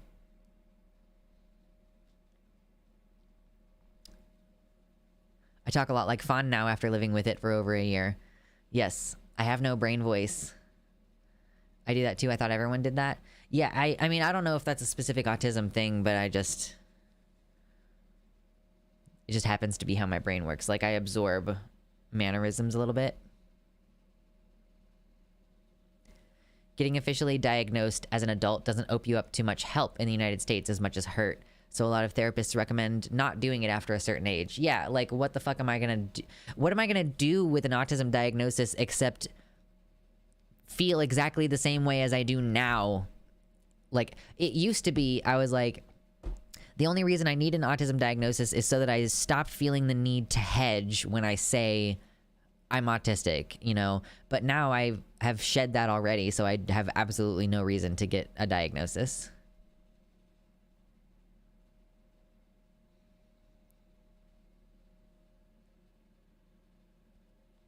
I'm reminded of when me and my mom were talking about the 2012 movie, and I was like, if I saw that wave, I'd just go to my room and sleep. And she was like, LOL, no, you'd cry. No, actually, I wanted to die back then. She just assumed things about me based on my age instead of how I actually act. No, you feel this way in ways that show she has no understanding of my mind. That's, yeah, like, I think people telling you how you feel is a form of gaslighting. Like, especially if they say, if you're like, no, I don't feel that way. And they're like, no, this is what you feel or think. I'm like, I'm pretty fucking sure that you don't have a goddamn word about this. Like, I'm pretty sure that I know what I feel and think, and that you saying anything to the contrary is pretty much like not gonna go well in this conversation.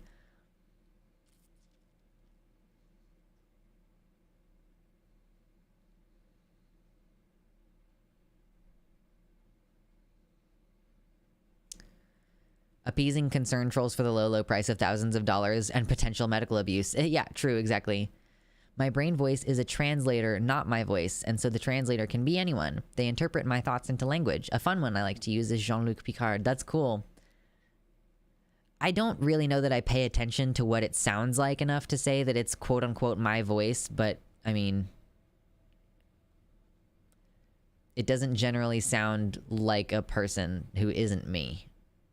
I don't know. People telling me what I felt or that what I said I felt wasn't real has been one of the main destabilizing things in my youth, I think. I just stop arguing. Here's my thing. When someone is trying to gaslight me or whatever, like if someone is trying to tell me how I feel, or if someone is telling me I'm a bad person, I'm just like, internally, I'm like, well, you're wrong, and I'm just not gonna argue the point anymore. And like, maybe it takes me a while to get to that point, but like, I'm not convinced by it. Like, you're not gonna convince me that I'm a bad person quintessentially, at least not for longer than a couple of days. And you're only gonna convince me that I'm a bad person if you manage to convince me that I've done something against my own ethics.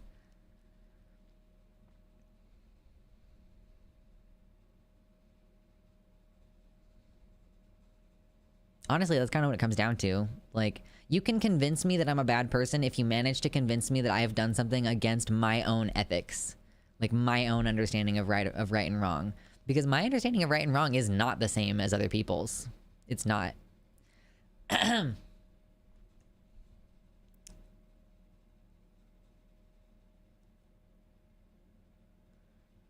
My parents didn't get me officially diagnosed with ADHD because they were scared it would lead to me facing discrimination. I ended up getting bullied for ADHD traits anyways, got an official diagnosis as an adult in order to access help like meds and therapy.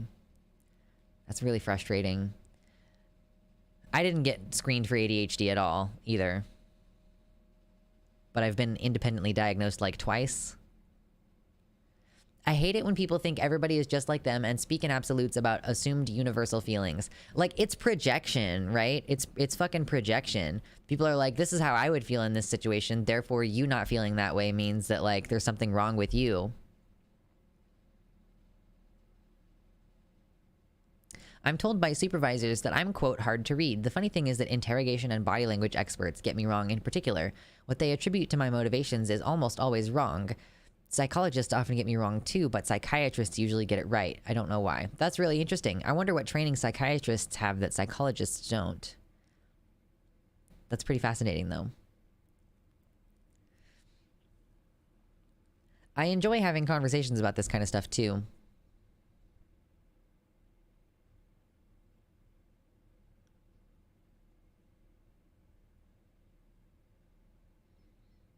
I find we autistic people are very ethical and moral overall. Yeah, actually, Anansi, I've read this like study, or I've read the synopsis of the study a couple times. That's basically like, autistic people are considered to be abnormal morally because when you test neurotypical people versus autistic people about whether they will stick to their morals, like in private for personal benefit, like if you had to do something against your personal morals in order to get a bunch of money, and even if no one knew that you were going to do it, like, autistic people won't do the unethical thing for money even if there's no repercussions, and we are considered weird for that. I've been told by numerous people that I walk like I'm anxious. What the fuck does that mean? Yeah, that's a great question. Would love to see that study. Yeah, I don't know if I can find it.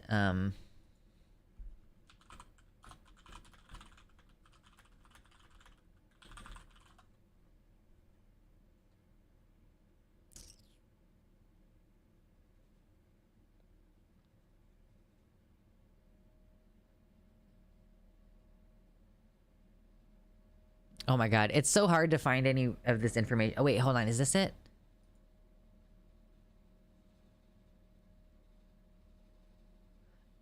I have written for this website before. I think this might be it. Dana is someone I know. I used to write for this website, The Orbit. You kind of can't see the header because it's behind my face. This is about moral consistency being a deficit, right? So, autism spectrum characterized by a core deficit of theory of mind, extending to perturbations or disruptions in moral judgment and decision making. What is the actual... We show ASD individuals are far more inflexible when following a moral rule, even though an immoral action can benefit themselves, and suffer an undue concern about their ill-gotten gains and the moral cost.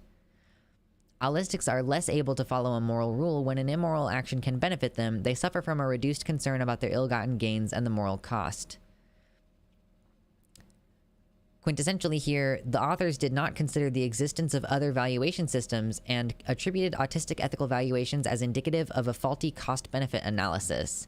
Autistic integrity and moral judgment could instead be interpreted as a highly developed theory of mind being described as our appreciation for people's cognitive states, such as belief and knowledge. There could be a link between the development of theory of mind and moral integrity. So basically, like, Dana is expounding on this, and or no, this is from a couple other people that I know, actually, who've put together a letter explaining the author's many critical failures. So yeah, you'd have to look into it a little bit more to get more detail than that, but that's kind of the basic gist, is that, yeah, suffer from, yeah, the language. When I was on the main Google page looking for this, it's like this one from Live Science says people with autism look at some aspects of morality differently than normally functioning people. And I'm like, well, I'm not going to click on your article because that's a pretty degrading way of phrasing that. True, Ariel. I thought that was just being a good person, the whole following your own morals when no one is watching thing. Autistic people are too moral. What is wrong with them? That is exactly the position that they're treating us. They're like, you are weird for refusing to back down on your moral positions because it could benefit you personally. Like, sorry, I have a moral conviction, you piece of shit allistics. Like, no wonder allistics will do fucked up things to people in order to get ahead, you know? Like, the world would be better if it was run by autistic people. Y'all do not deserve to have your hands on the steering wheel anymore, you know? It's absurd.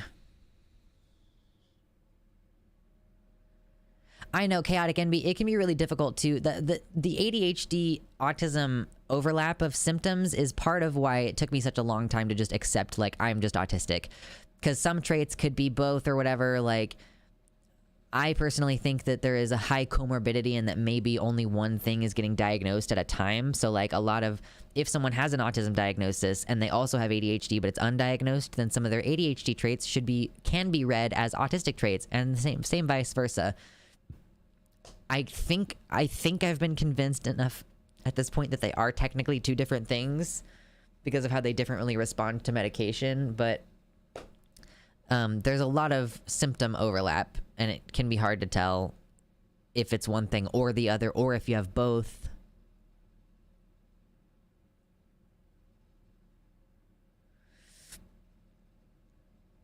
I never understood cheating in school because I just don't feel like cheating is right, and like literally everyone thought I was the weirdo. Like, why would you cheat? Like, the purpose is to know the material. You know, the purpose is not to get a good grade. I don't fucking care about, I mean, yes, I want my parents' approval, so I care about the good grade. Can ATHD be low quality in terms of vision? ADHD for people with contacts and glasses? True.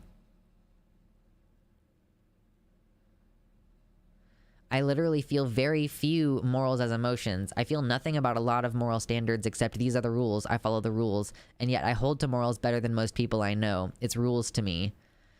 For me, like, it's always justified rules. It's like, these rules make sense or these rules don't make sense. Like, don't murder people is a rule that makes a lot of sense. Not just because of the potential consequences to me, but because of the potential consequences to the other people in my life and the world, and like the people who love that person who I killed. Like, you know, like, when a rule makes sense, it's just like, you just follow the fucking rule, you know? I shouldn't have to explain to you more than once why the rule is the way that it is, because it makes sense for it to be the way it is.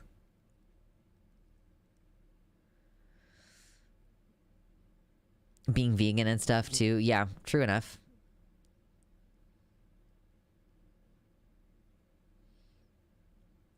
So yeah, I cannot say 100% because I don't have an official diagnosis that this is strictly an autism thing, but it's how I feel that, I mean, I don't know what else it is about me.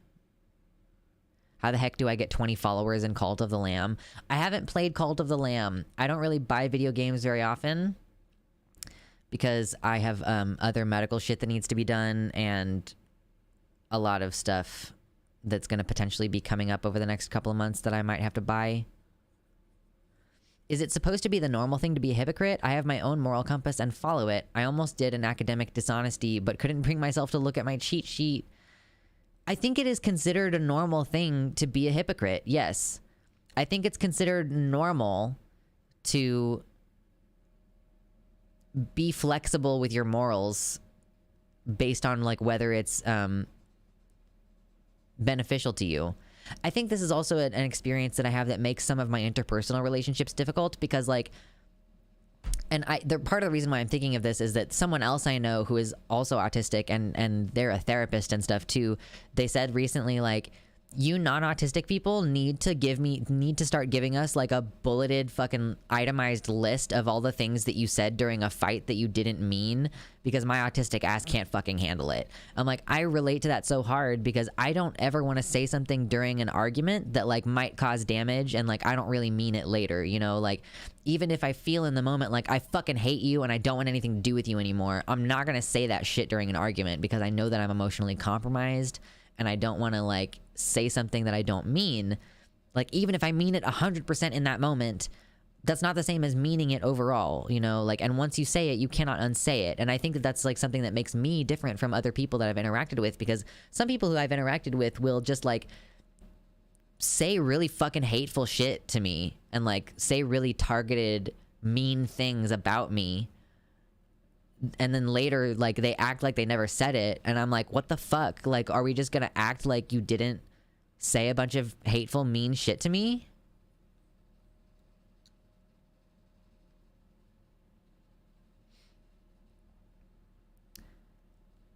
I'm not neurodivergent by the way, but people are kind of a letdown. Amen. I cheated on my old spelling test because I got free ice cream for 100%, but I still tried to write my actual guesses and improve. That makes sense. For me, I cheated because my mom made it very clear that a degree was the only thing that mattered, the only thing to care about. She convinced me I wouldn't learn anything anyways, so pass instead. You were encouraged to just go through the motions in order to get the piece of paper kind of thing. I like working in clinical, military, and paramilitary organizations because the rules and procedures are clear. Civilians, and especially neurotypical ones, are too wishy-washy in my opinion. I used the term wishy-washy like within the past week. I felt very justified in doing so. The civilian world seems like chaos to me. Autistic civilians are preferred to interact with over neurotypical ones for me. That makes sense. Yeah, thank you. Don't act like they're meaningless and mean what you say. Like, I don't necessarily want to like hold people to the things that they say during an argument either, you know? Like if you say during an argument like, I don't want to be your friend anymore, like if you start talking to me later, I'm not gonna be like, I thought you said you didn't want to be my friend anymore, because I'm gonna still want that person to be my friend, I guess. I mean, maybe not anymore. Like maybe from this point forward in my life, if somebody says some shit like that to me during a fight, I'm just gonna be like, okay, well, you need to update me when you start feeling like, if you start feeling differently from now on, but I'm just gonna like move forward under the assumption that you fucking meant what you said, you know? I'm not gonna let you, but I don't want to hold people to things that they said when they were emotionally compromised is the problem. People are like, I was angry, obviously I didn't mean that. So I don't think, like, my issue is like sometimes I don't think that I'm around people who are willing to say I was angry and I didn't mean that. Like, I was angry and I just wanted to hurt you and I'm sorry, you know? Like, that part doesn't ever happen. The accountability part is an issue. Oh my gosh, y'all, I need to visit the restroom really quick, so I'm just gonna pop off really quick to the restroom and then I'll come back. We'll probably talk about this a little bit more, and then maybe KiwiFarms. Maybe we'll talk about KiwiFarms in a minute. All right, be right back.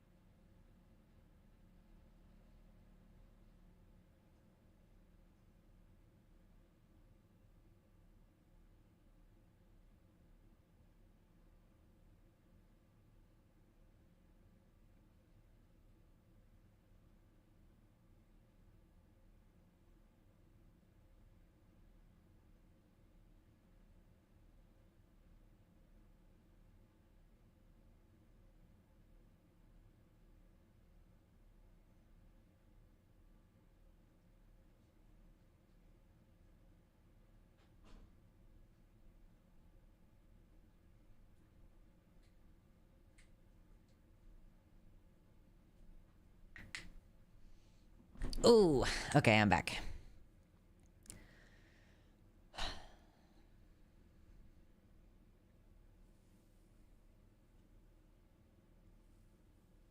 Most of the time, one should believe what people say / do, even if they say they didn't mean it afterwards.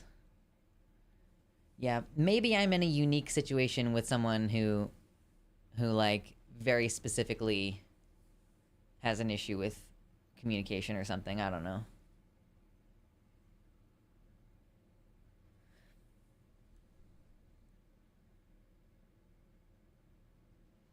When I split on someone, my autism kind of goes, you feel this way. Stopping feeling this way would be inconsistent. Don't let go of this feeling. And causes BPD to feed off the autism to create a feedback loop, making it really hard to stop BPD episodes because my autism makes it feel like some great failing of who I am if I don't continue to believe what I said in the moment.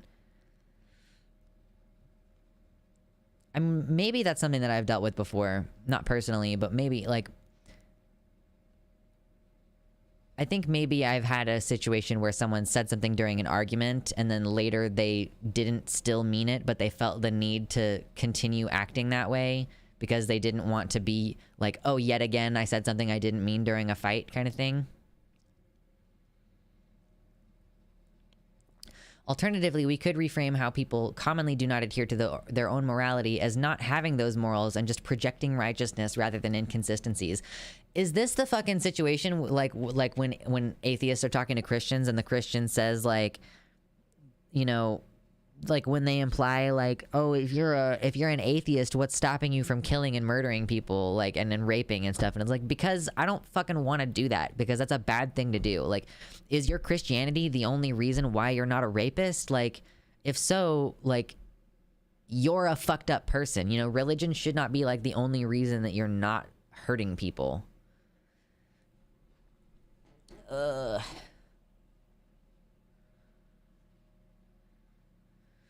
The people who do the I didn't mean that thing a lot tend to turn out to be bad people often a lot. So at this point, I consider it a red flag. Yeah. Hey, what's up, K-Fesh? Yes, I was thinking of Penn Jillette when I said it. Penn Jillette's response being, I rape and murder as much as I want, and the amount that I want to rape and murder is 0. Yeah, like, what's wrong with you that you want to do murder to people? Penn Jillette, the only good libertarian.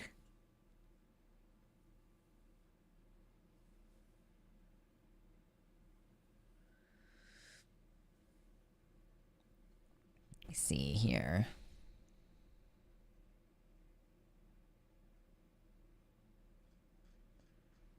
He stopped calling himself a libertarian because of all the racists. Oh my god, that's pretty funny.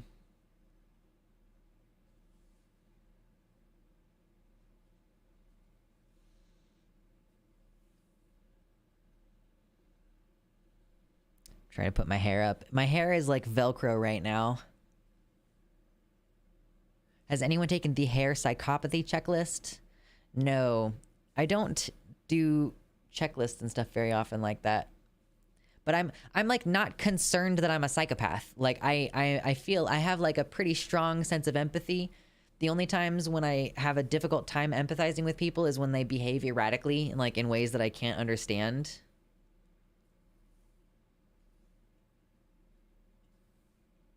Yeah. I need to like get ready for the next segment because I'm starting to like think about the annoying situations in my life and I'm starting to get distracted. So I want to get back into the zone. We only have like an hour left until I usually am ready to get the fuck out of here anyway. So we'll get started talking about KiwiFarms here in just a second. If you have not hit like on the stream, please consider hitting like on the stream. It's free and I appreciate it very much. Love having a nice, cool 50 people in here. If you have never donated, consider pitching me $1 on Patreon or maybe a $5 donation through the website so that you can get a cool colored name. Consider it. If you've already donated to me, thank you so much. I appreciate you helping me get to my goals this month.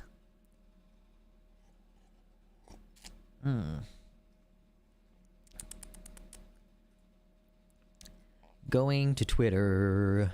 Looking at Keffels' Twitter, because Keffels is talking about KiwiFarms a lot. Wow, the headache.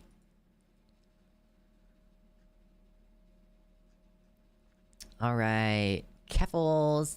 Keffels.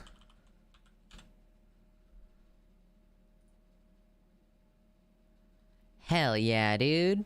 I'm really excited about everything that's been going on with this KiwiFarms shit. She's been tweeting so much that I'm gonna have to scroll down a little bit to get, like, where the fuck are we at right now with this? What is today? Today's the 28th. Alright, so news from, like, 2 days ago. Alright. Oh, yeah, Gayfesh got retweeted by Keffels. Got a bunch of death threats in the DMs. I saw some of the conversation about that. At this point, I'm convinced the only reason I have not been targeted by KiwiFarms is because I'm cis. I got retweeted 4 times by Keffels yesterday, and my replies in inbox are flooded with death threats now. I mean, they don't have the website now, right? They're in, like, a Telegram group chat right now. Like, they're severely limited in their functionality right now. I have never had my own thread on KiwiFarms. I think that I am mentioned in 2 separate threads. Because I used to write on a blog network called Free Thought Blogs, and I'm included in that thread. And then later, I ended up in their, like, I think more general, like, BreadTube thread.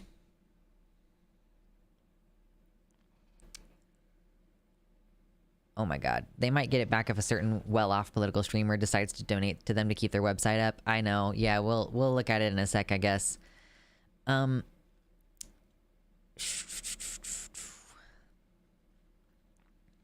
How far back do we go? So KiwiFarms, I've been on their list for a while.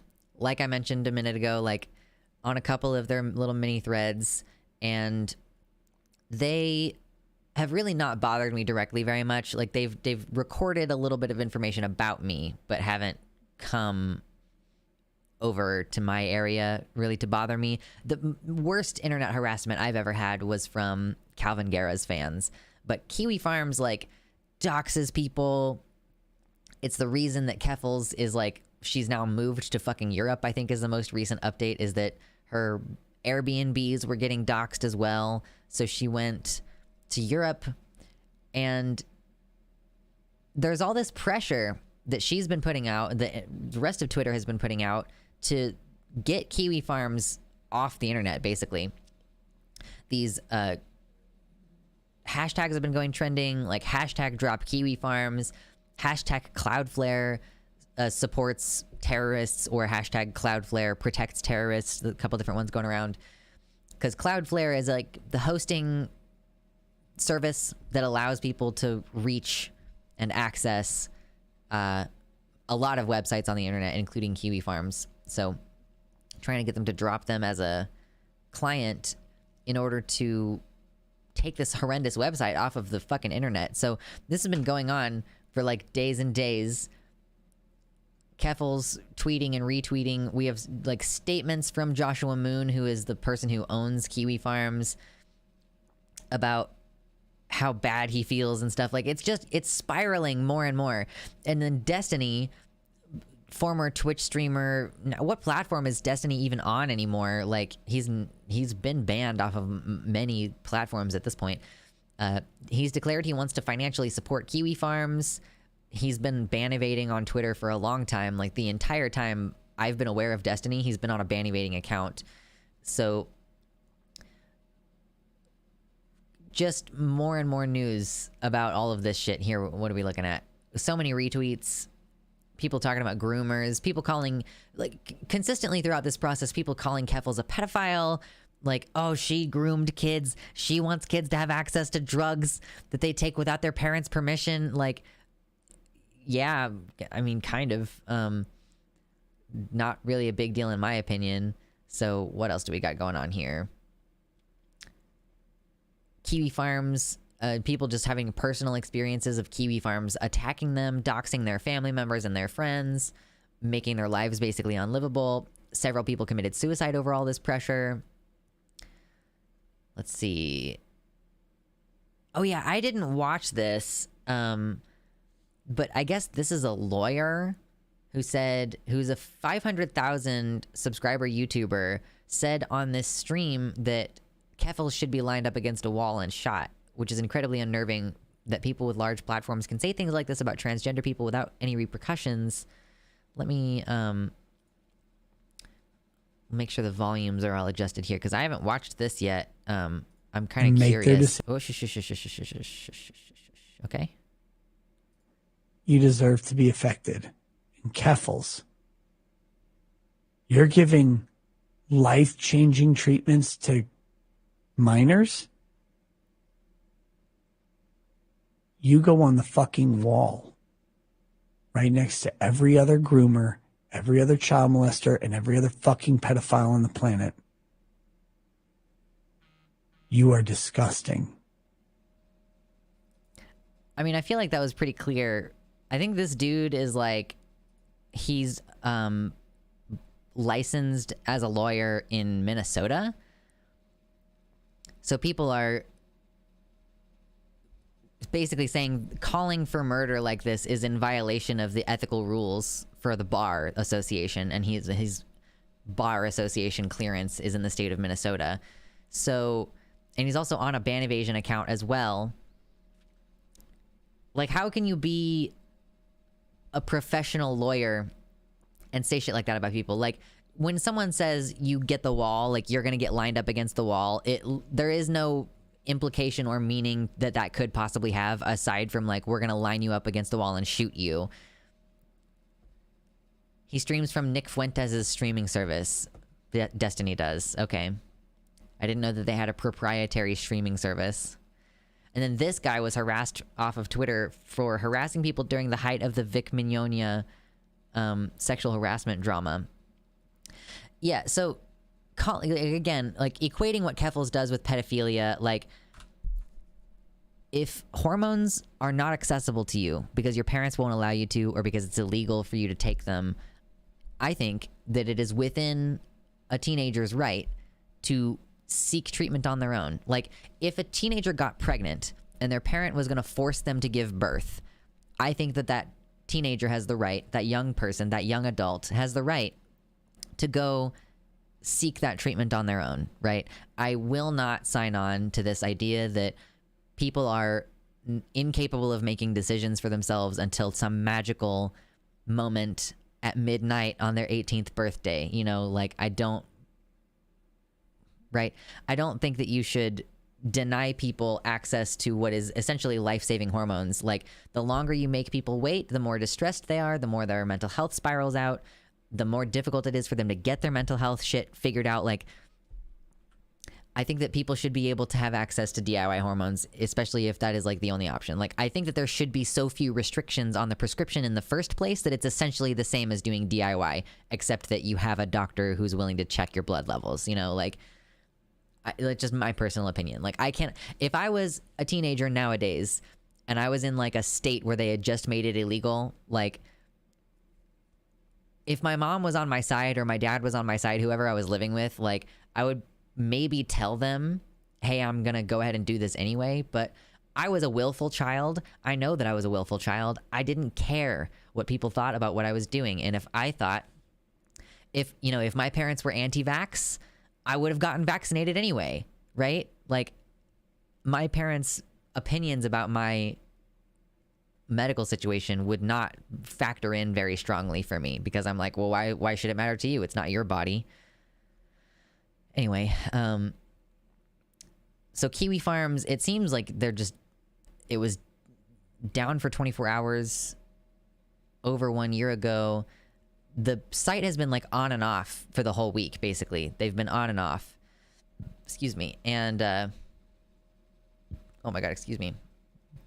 This is some conversation between that lawyer guy and the owner of KiwiFarms. And I guess the owner of KiwiFarms says, I used to be the owner of KiwiFarms and now I'm the owner of an error page. Like, it's gotten worse and worse. And like, it kind of seems like this Joshua Moon guy is pretty pathetic. He's now talking about like, I don't believe in freedom of speech as like a thing that deserves to be fought for at any cost, whatever. Like, I want to just stop this internet shit and start a family, you know, like, it's been pretty sad. I wish all KiwiFarms users a very go fuck yourself. So now it's, as of a couple hours ago, it's been 48 hours since KiwiFarms has been down and over a week since the site has been interrupted. We will launch the next phase of the campaign soon and strike while they are weakened to make sure that they never go back online ever again. I honestly, I kind of appreciate this whole Keffel's war chest arc. Like, this is something that she's said multiple times. She's referring to the money that she got from the GoFundMe as a war chest. She's like, I'll fucking sue you. Like, I'll move to another country if I have to. I'll buy all new furniture. I don't give a shit. I have a war chest. I'll fucking come after you. And I kind of feel like we needed that. This kind of shit makes me want to be Keffel's friend. I'm like, but I don't know. I'm like, you're just so cool. I don't. Why are you so cool and awesome? Why do you have to be so amazing that I'm just like admiring you from afar for being a complete badass, basically?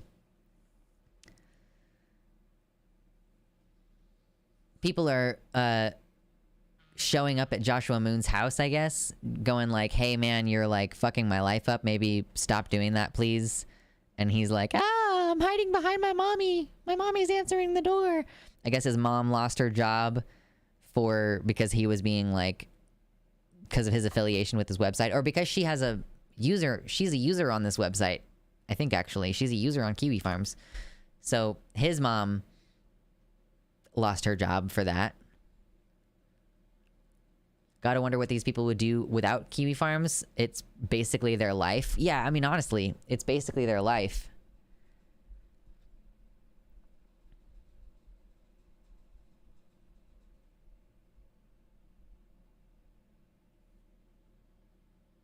Right, yeah, that lawyer guy seemed totally reasonable. For like, being shot for providing life-saving treatment seems reasonable. This is how we have the rhetoric amping up toward actual doctors too, where it's like, oh, libs of TikTok campaigning to get people at Boston Children's Hospital killed by like constantly talking about the doctors there. Like, oh, this doctor there provides, like, you know, removes the healthy uteruses of teenage girls who are trans identified. Like, all these fucking dog whistles constantly with this shit. But it's great that they're gone now. It's interesting seeing that KiwiFarms has a server in Ukraine. The guy lives there. Like, the guy has had such a the guy who owns the website has had such a difficult time, like, getting a job and living his life in America because of his shitty fucking behavior, that he lives in Ukraine because it's the only place he can afford to live. Yeah, what Bill O'Reilly did back in the day, he got an abortion doctor killed. Like, fucking constantly talking about, like, this guy, and here's his house, and, like, wasn't that something that people brought up when people were showing up at Kavanaugh's house? They were like, well, like, oh, it's you're making it illegal for us to protest outside of Kavanaugh's house, but you also explicitly protected the right to protest outside of an abortion provider's house back in the 90s or whenever that was.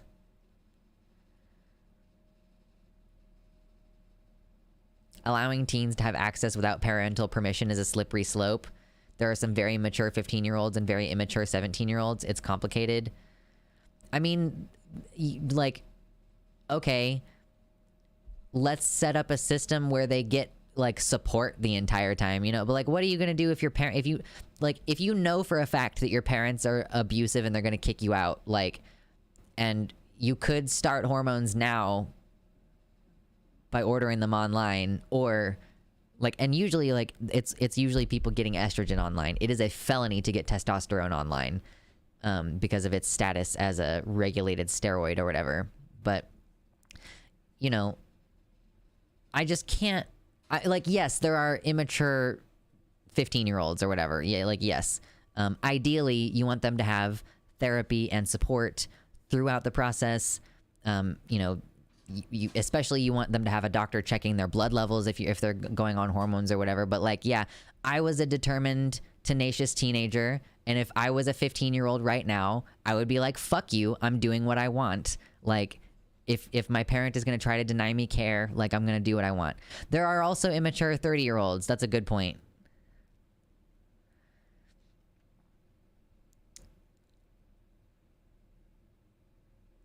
But yeah, in summary, fuck KiwiFarms. No one is sad to see them go. And hopefully the internet is a much better place from now on because of this. Hopefully this sticks. Hopefully they actually are off the internet now. Do you have any sources about how being trans is not a trend that another Christian would accept or at least acknowledge? You know, I would accept like some other commentary, like if anyone has any contributions about that, because I don't really know. I've kind of given up on the idea of like convincing Christians of stuff.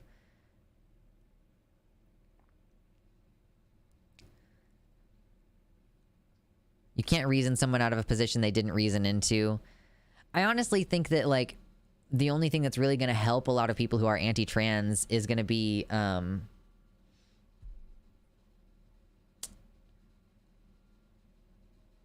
like it's the best way to get them out of it is going to be to show them like I'm a real person and these are my access needs and stuff, which is unfortunate. My mom expected me to ask her permission at age 24. I am 100% absolutely completely convinced that everyone who expects teens to get parental permission just wants power and control and authority, nothing else.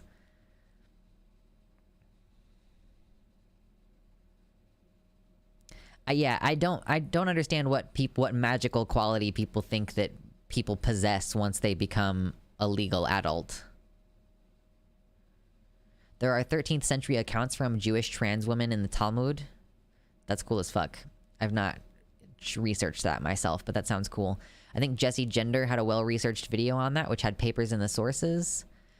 I know that Zinnia Jones on genderanalysis.net, I believe it is, she has done some content sort of deconstructing the rapid onset gender dysphoria studies, but that's from a trans person. So that's the thing is like I can't, like, it's hard for me to say, yeah, here's a great source, because like a lot of these sources are coming from trans people, and like the thing is that a lot of Christians and people who are against trans people in general think that, not that all Christians are against trans people, Christians who are against trans people and people who are against trans people in general are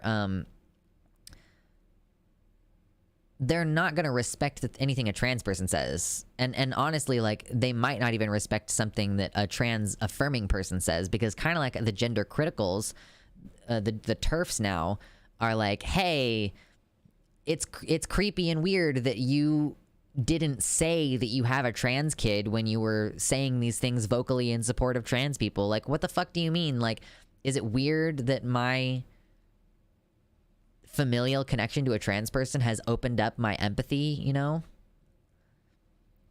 You're not going to convince people in the marketplace of ideas. So here's the benefit still to talking to these people and to talking about these ideas. It's never about convincing the person that you're talking to, because while you're engaged in that conversation, that person has a vested interest in looking like they are correct and not backing down even if it's obvious that they're wrong. It's about all the other people in the audience who are watching you and who are saying like, oh, this person very clearly doesn't have any good points, but they're doubling down in the face of overwhelmingly logical arguments. So the point of arguing with Christians about Christianity, the point of arguing with bigots about transphobia, the point of arguing with bigots about homophobia is to convince people on the sidelines who aren't convinced either way.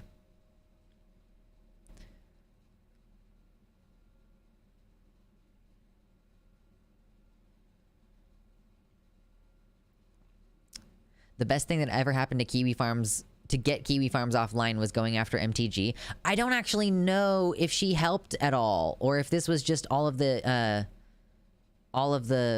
stuff that was going on the internet.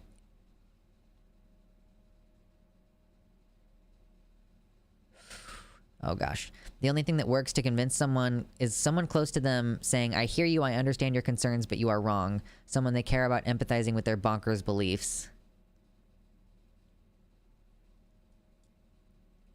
Oh my god, my body hurts.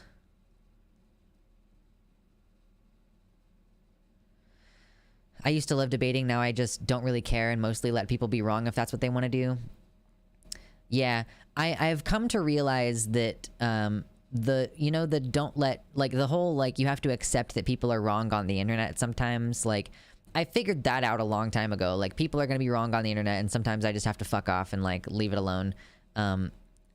It's harder to do in your actual life, you know? I managed to convince my uncle, who I don't like, to not vote for the AfD once.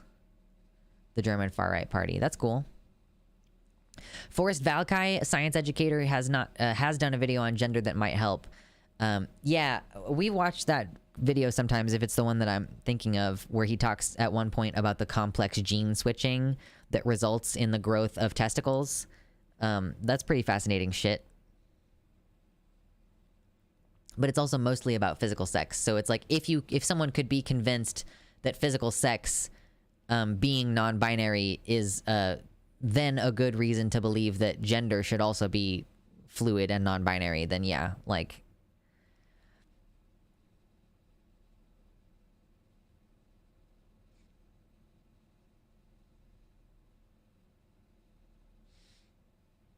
I'm gonna drink more coffee now. Coffee, coffee, coffee. And then the next item that we have on our list is trans people at swimming pools. We'll get around to it in a minute.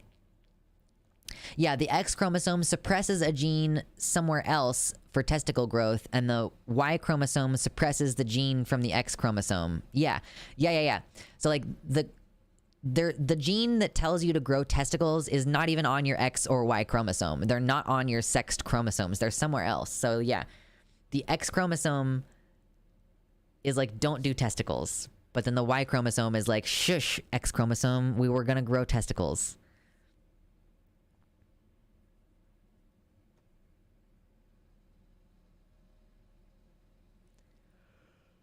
Ooh, I'm off to play Pokemon with some homies. Be good, y'all. See ya, Hellhound. Have a good rest of your day. Enjoy.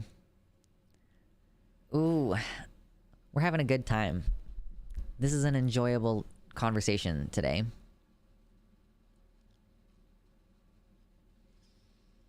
We got coffee. There may or may not be a guest in my house later today.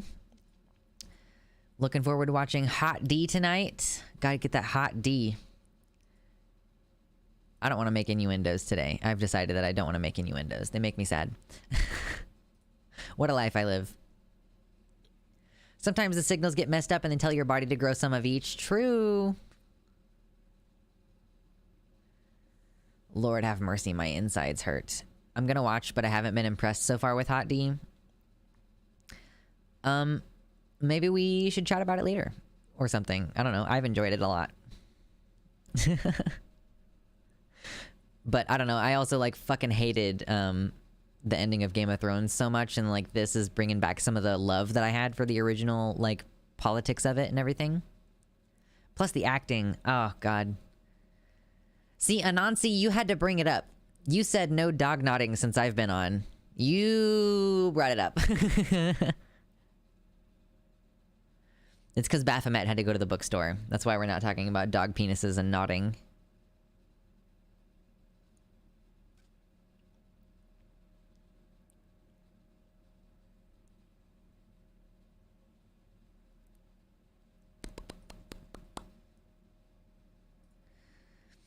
Woof woof. True. True.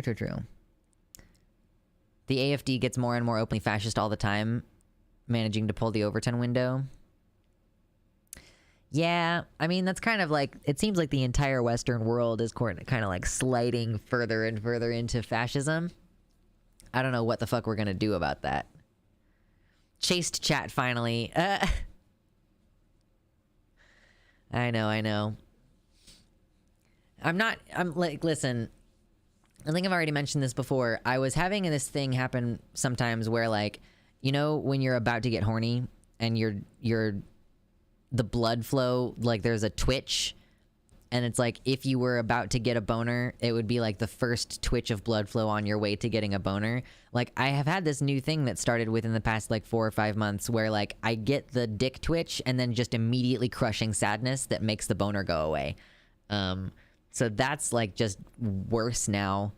So I'm not like as in the mood to talk about penises. We're being totally honest. Life is depressing.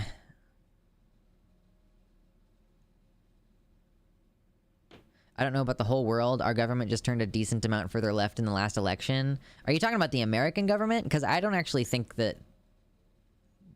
I don't think that voting in Democrats is the same thing as, like, the government is turning left. Because what year is it? It's fucking 2022. They took power at the beginning of 2021. Oh, Germany. Yeah, sorry. Maybe Germany is doing better. But, like, in the United States, at least, like, why did it take them a year and a half to start doing anything that matters? Why are we just now dealing with fucking student loan debt and everything? Why are we just now calling out MAGA Republicans as anti-democratic? Like, why did it take so long for us to start doing anything that mattered? Oh, good grief.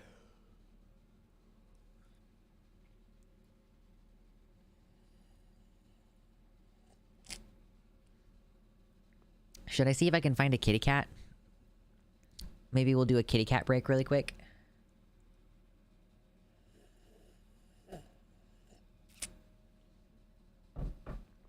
Yummy. Yeah, Lone Wolf, sorry, I missed your comment a minute ago. I've escaped my neighbor's super loud barbecue. Is the trans people swimming thing the London thing that has been dominating Twitter perchance? Probably. There was a conversation about Muslims wanting female-only spaces that is what came to my attention. And then it just caused me to remember, like, a Twitter thread that came up in 2019 talking about, like, what would you do if you could do whatever you wanted for a day, basically. And, like, every trans person who answered said go swimming, and I want to talk about that a little bit, but I'll see if I can find Mitternacht real quick and show you the giant fucking cat that I have.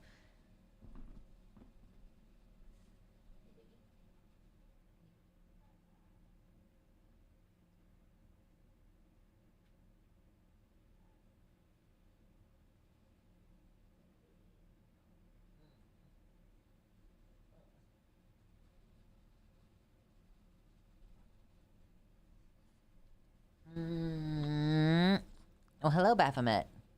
Found an eldest and almost a complete series of Warrior Cat books. That's awesome. Ready, baby? You're just a void. It's impossible to see your features. He's got nothing going on in the face. He's just got blackness. Is his eyes even open? Are your eyes even open right now, baby?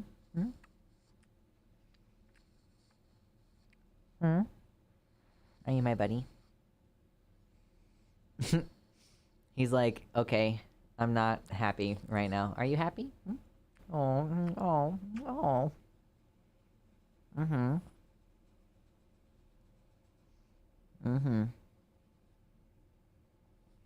He's like, maybe if I lean in for affection, I will get put down sooner. Oh, yes. Oh, he's definitely annoyed. Yeah, Are you my buddy? Are you good? Yeah?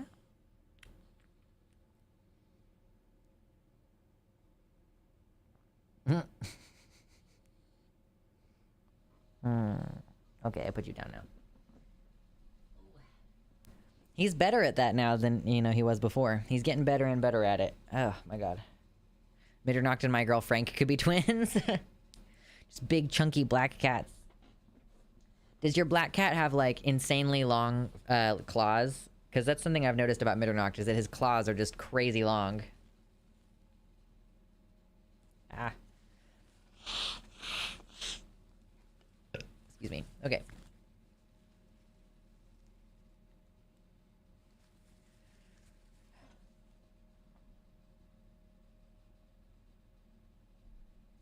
Okay. So maybe we should find a, do we have, what was the tweet that, like, originated this? It was a hashtag, right? Hashtag let women swim. Oh, so the hashtag was let women swim. This is where I saw this all begin on the internet, on the Twitter. I saw the hashtag and I didn't even initially like really look very far into what the situation was. I was like, oh yeah, hashtag let women swim seems like transphobia, and like I ended up tweeting something like, is this hashtag actually about like cis women feeling like they can't go swimming because trans women might be there? Because I remember this tweet thread came out in 2019. That it wasn't like a long thread, it was a prompt. The prompt of the tweet was like, trans people, if there were no cis people in the world for 24 hours, and let's assume that they are safe and happy for that period of time, like there's nothing wrong, they're just temporarily somewhere else, what would you do during that day?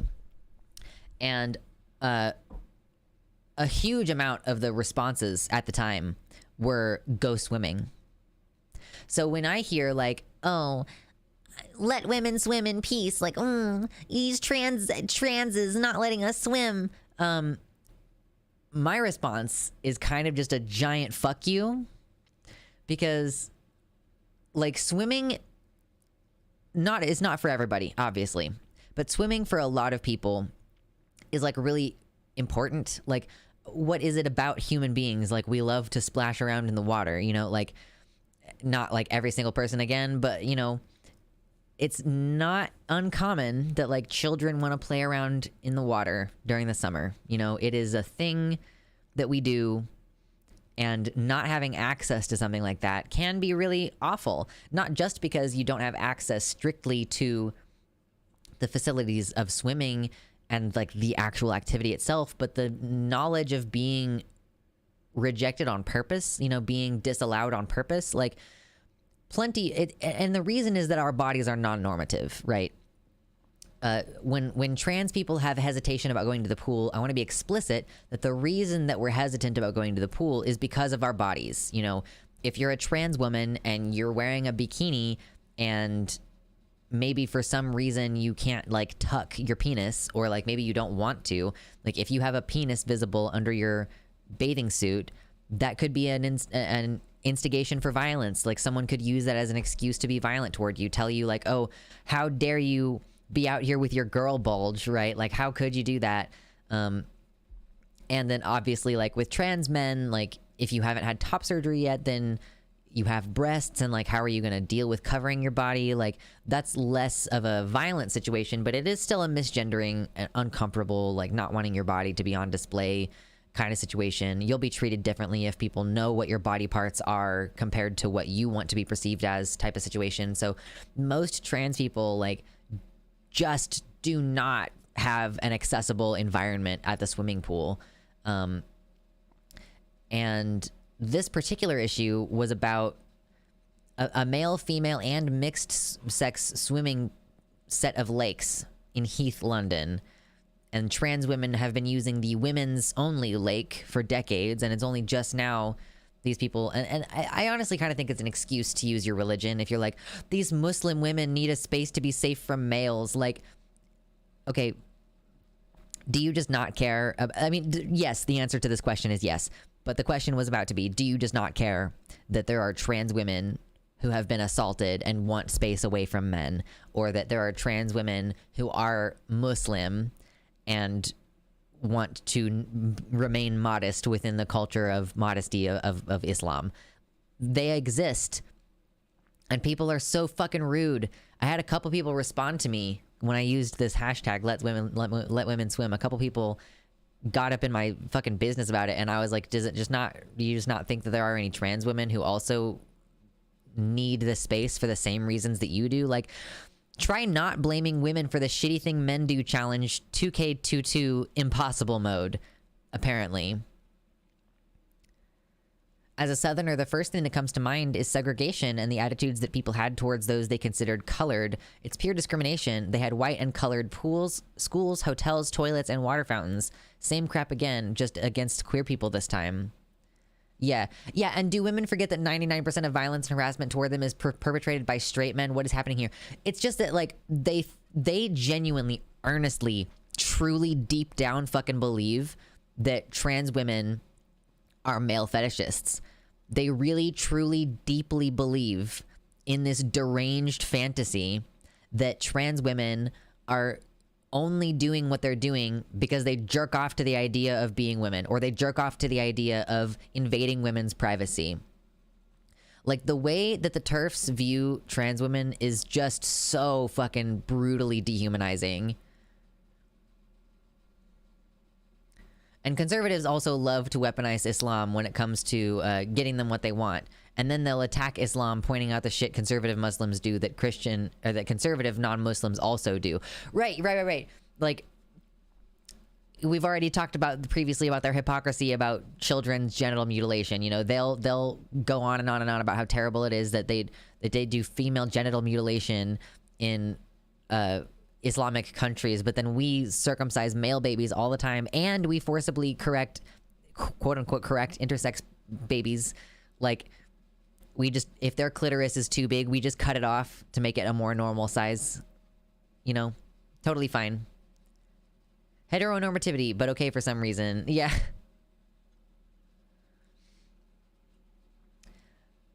I haven't been swimming in a long time. Like, I actually have access to a private pool this year. I just haven't gone because we've been having a massive heat wave, and I have like tattoos and stuff, and I don't want to go by myself to go swimming. That's another thing, is like, I don't know that I have anybody who'd like to come with me. So I just haven't been in a really long time. Oh my God. Even if they are fetishists, which they obviously are not, it is still pretty harmless comparatively. And they'll pull out, like, I had one person pull out this like photo. It's practically a meme because it's just a like 5x6, like 30 images of supposed trans women who were arrested for rape or other sex offenses. Like, I think I blocked that person so I wouldn't be able to find it very easily. But it was literally like rape or other offenses. And I was like, did you know that a lot of trans women are arrested for doing survival sex work because most places will not hire a woman who is obviously trans? And someone was like, well, you're just lumping in sex work with rape. And I was like, no, that's what your fucking meme did.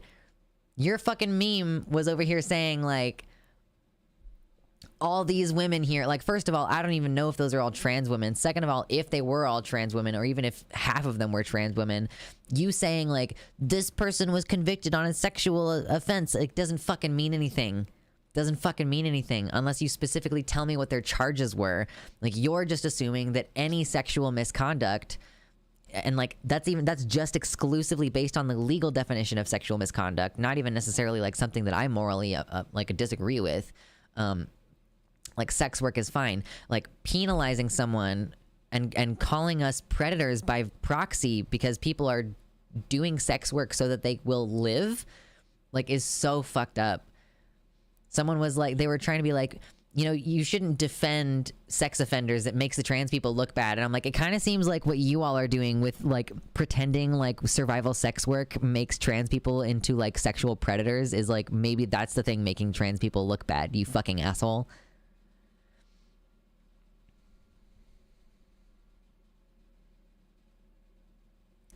Well, I don't think that, yeah, so, yeah, the autogynephilia thing, I don't think it's just the autogynephilia thing that these people are concerned about. Like, these people, like, presume that there's going to be assault, you know? Also, cross-dressing was a sex offense in the 60s and 70s. True. So, yeah, you could literally, you know, you just cross-dressing on its own could be considered a sex crime in some places. If Governor fucking Ron DeSantis has any say about it, it seems like in Florida they're going to try to make it to where if you're cross-dressing in public, that could be equivalent to exposing a child to drag, which they're equivocating to pedophilia.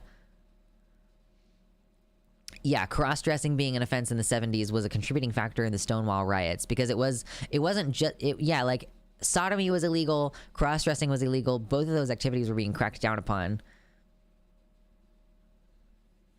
Oh my God.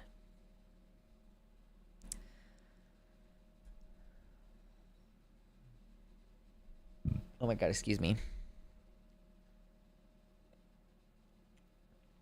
Like, frankly, if you are a woman and you have a problem with some other woman's body and you feel like that is preventing you from swimming, good. Stay the fuck home. Fuck you. I don't care. Like, I wish people would stop making other people's business their business. Until recently in Idaho, PNP considered cross-dressing a probation violation. What the fuck? Oh my god.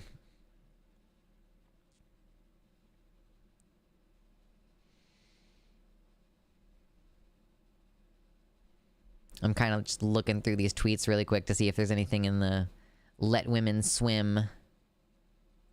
Oh, this is a good tweet. You do not, in fact, have the right to spaces free of people you don't like. Stay the fuck home. No one cares.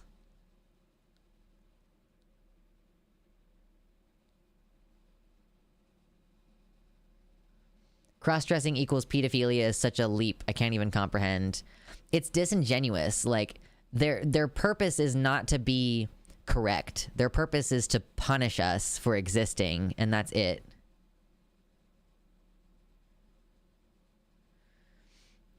The same crazy Texas preacher at Steadfast Baptist Church that wanted to execute all queer people now wants all women to be forced to wear dresses only, should not be allowed to wear pants, urged husbands to burn their pants. See, that's the other thing, is that also women have to be available to fuck at all times and are not allowed to wear garments that might make it take longer than 2 seconds to shove your cock inside her, you know?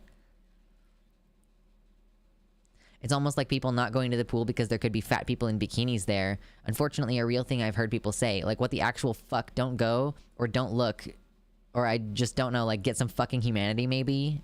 True.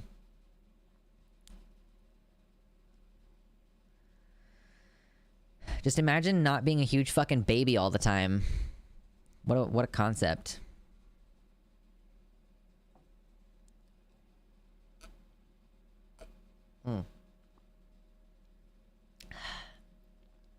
And people with non-normative bodies get harassed in these environments a lot too. Like, let it not go unsaid that fat people don't get this kind of shit at them too. You know, like, fat people don't go to the pool because they don't want to be judged, you know? They're like, oh, I have to wear this very specific thing in order for people to not talk to me. Or maybe I'll keep my shirt on. Maybe no one will say anything if I keep my shirt on.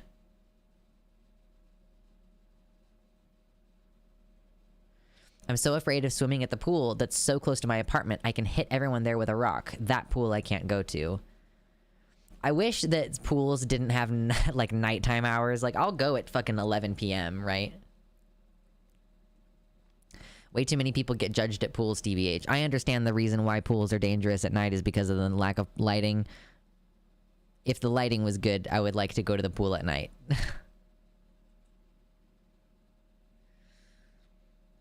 People are so judgmental in general. Like, I don't know if this is it can't be just an American thing. It's probably more of a general thing, but people are really judgmental about shit that you don't have a lot of control over. It's like, I don't have control over whether I have boobs or not. Like, most people don't have a lot of control over whether they have fat or not. Hey, Zierzix. 50th viewer, hope y'all have good days. Yeah, welcome in. Yeah, don't forget to hit the like button, everybody, if you haven't already. We're probably going to wind down a bit here soon. I can't swim, never learned how. However, I love going to the beach and I wade along the shore. I just wear shorts and a t-shirt at the beach. That makes sense.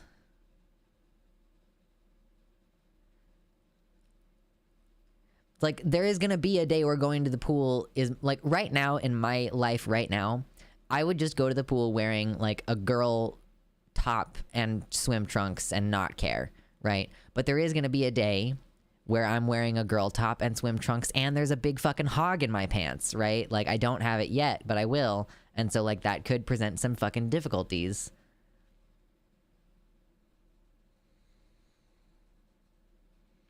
I've never referred to my hypothetical future penis as a hog before, and I'm really a huge fan of that.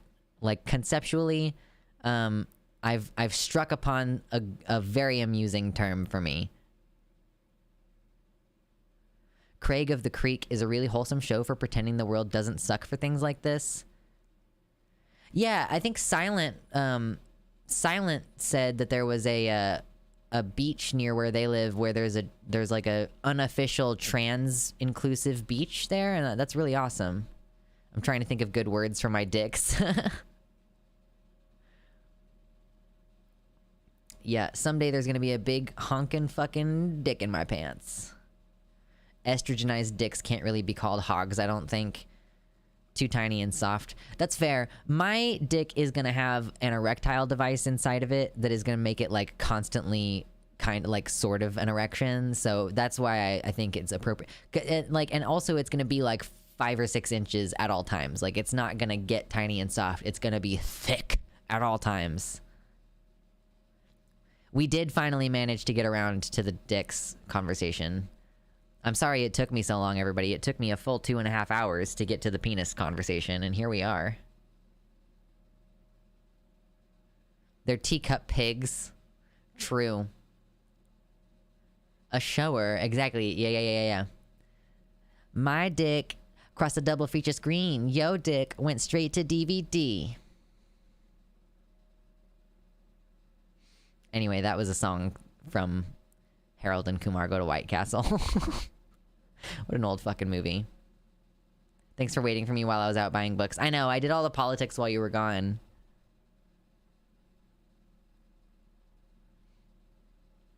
What's soft and cute and vaguely penis-shaped? Is it buchai?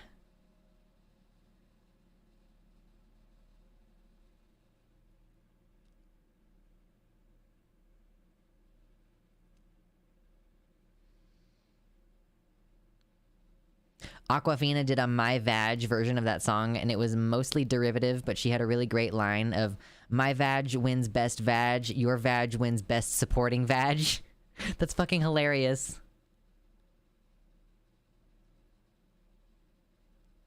I don't know, what is soft and cute and vaguely penis-shaped? As an AFAB NB, I don't want to be a penis haver, sorry. Hey, no worries. Like, listen... I was like thinking about it yesterday. I was like, you know, do I really want to actually have to go through all the shit to have a penis? You know, like people say like it's one of the hardest recoveries. Like people who've already had top surgery say that phalloplasty recovery is like extremely, extremely difficult. And I'm like, I don't know, man. Do I actually want to go through this? And I'm like, I don't know. I'll fucking find out when I get there. It's so far away in terms of how expensive it is. And like I have so much other shit going on. I was constantly nervous and uncomfortable at the pool in this very suburban area. Could only make myself go once since it opened. A lot of families bring their kids, and that makes me very conscious of the narrative. Yeah, you don't want to be like, I am a sexual predator at this pool right now. The recovery is the reason I will probably never have a dick, even though I would like one. I always thought if I was AFAB envy and wanted a dick, I'd get metoidioplasty instead of phallo. I want to have the option to like use my penis for sexual sex, and my current junk, even with a metoidioplasty, would not be able to do penetrative sex, and that is just my personal thing. Yes, that's what I said.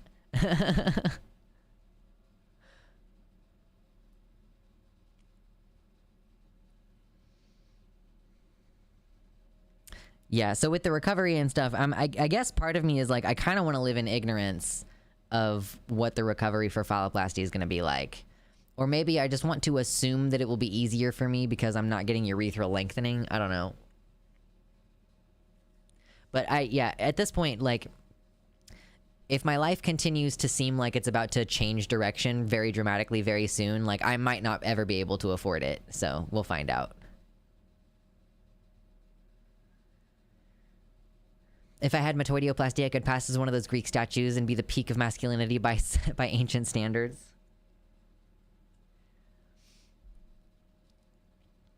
I'm always so annoyed. Like, when I was younger, a mall sort of a mall type place got built near where I lived, and there were some nude statues effectively, and they didn't have dicks, and I was so fucking angry about it. I was like pissed off talking to my mom about it, you know?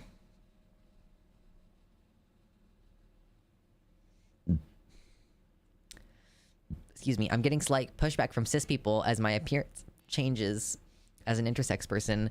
For example, they tried to take away my keys to the women's room even though I'm AFAB. I don't wish to have any surgery. Yeah, it sounds like a very annoying thing. Like, why should they not just give you your own bathroom? If you're in administration now, like, they should just give you your own bathroom. At least my partner thinks I look damn sexy in my one-piece suit.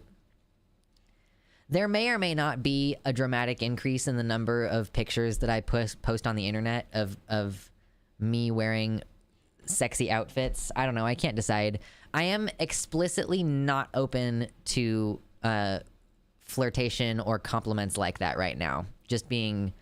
I'm just gonna be like completely closed off to that kind of attention for a while. So maybe I will not post those kind of photos. Young Lux at the mall going, where are the dicks?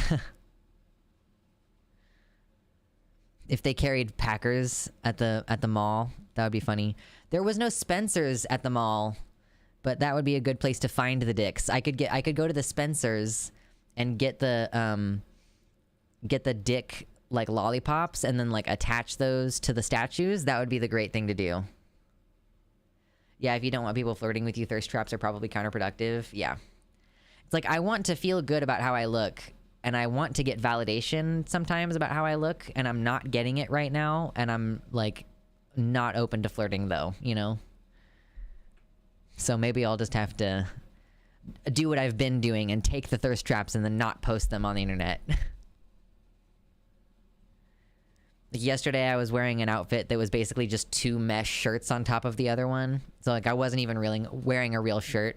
I had a bra on underneath, but it's basically like if I had gone out anywhere, you'd be like, oh, I can just see your bra. Would be kind of good if trans stuff like Packers and binders would be accessible just in malls at some point. I would like that. Target was like, oh, we have our new brand of binders, and like they're not binders. They're actually just like super elastic sports bras that are kind of dangerous. IDK if it's just me, but I find it hard to compliment someone's appearance and come off as like non-flirty. God bless Jess from, what is it now? Zan and Jess on YouTube. Is that their new, like Xena is now going with Zan instead of Xena. God bless Jess. She's helped me kind of understand what the difference is. Like, there's kind of like a distinction between like, honestly, if I posted a thirst trap and someone went like, auga, like if they posted a GIF of that, of like auga, or like a horny bunk, or something like that, like completely fine.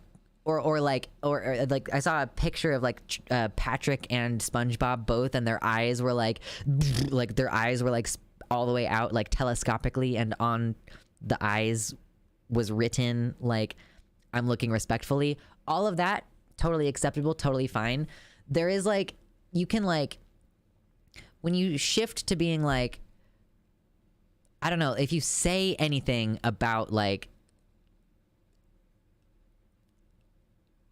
I'd like to da-da-da or something like that. Like, I'm not saying Jess has said that, but I'm trying to think of like an example of like, there's like an acceptable amount of horny appreciation that to me doesn't at all scan as like, I'm trying to flirt with you. But, there is just some invisible line there where it's kind of hard to, I'm like, yeah, but now you're actually saying something to me about me, and like that's, you know, I don't know where exactly the line is because I don't have a good example up top. I think Xena's going by Xander Xena Bunny now, so it's Jess and Xander. Okay. I know they have a new at, and it's Zan and Jess. How does Pwitty with a bottom face scan? That's totally good. Yes, I think NBJ, I think that is what it is. Expression of intent to do anything other than look. I think that might be kind of where it is.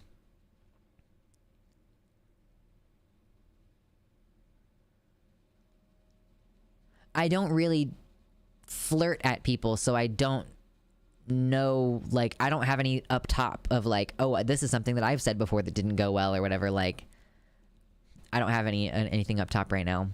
What do you think about telling someone they lost weight? It's awkward because I feel like we are saying you didn't look good before. I would say my personal opinion is to never, ever, ever, ever, ever comment on someone's weight. Ever. Ever, ever, ever, ever, ever, ever. If they tell you, I've been on a diet and I've lost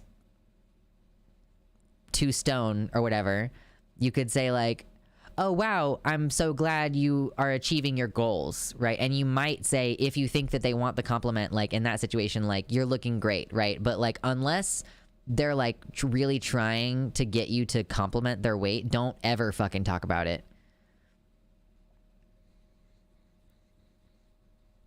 Yeah, sticking with the smuggy and you're good.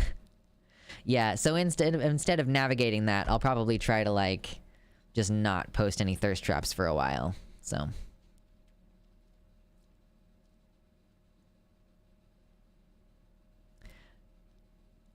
there's this one thing I'll do with close friends who are fine with it anyway, where they'll send me a picture or something and I'll have to be like, hey, can you shove your face in my ass right now, please? And that will be different from me actually flirting. So it's really hard to picture a line. That's fair. Yeah, with your friends, like that's a totally different thing right now too. It's very obviously like over exaggeratory, right? If you notice someone's getting really toned with good muscle definition, that's probably something you can compliment on, but that's separate from like being skinny or fat. Yeah, like complimenting someone's effort of being like, wow, you look like you've been trying really hard at the gym lately. Like it looks like you're seeing some results. That's its own thing. Xena and Xander are both accurate since the Twitter is Xander and YouTube is Xena. That's fair. I know that they've been trying to figure out what to rebrand on the YouTube page, so. Oh my gosh. I'm scratchy. I'm so itchy.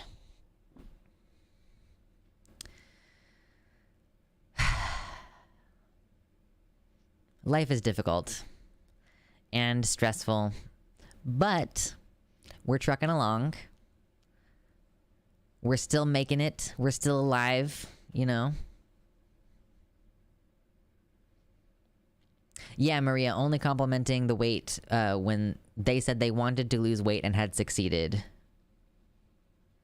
Demonia, Xander and Jess, we've talked about them a couple times before. Their current channel name is like Trans Girl Therapist because Jess is a trans girl therapist, and they're trying to figure out how to rebrand because they're a package deal. Like if they stream, they're streaming together. If you have them on stream, it's both of them. So Jess and Xena from Trans Girl Therapist is kind of what they've been going by on the internet.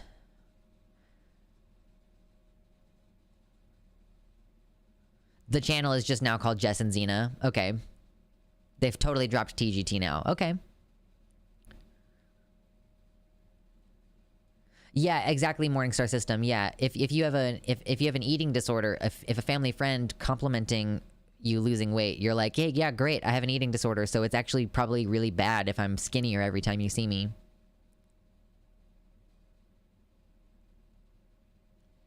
Okay, Xena or Xander works. That's cool. Sometimes when people change names often, I'll just call them by their internet handle. I'm like, I don't want to have to try to mentally update this every couple months.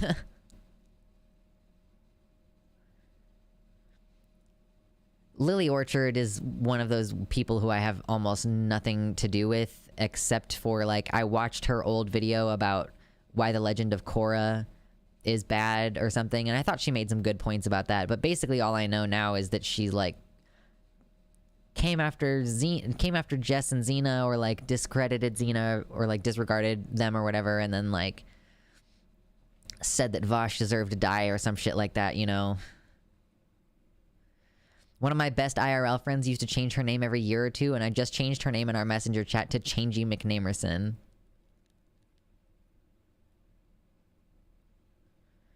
I liked Lily Orchard's content until she started pumping out dog shit like LOK is horrible and here's why.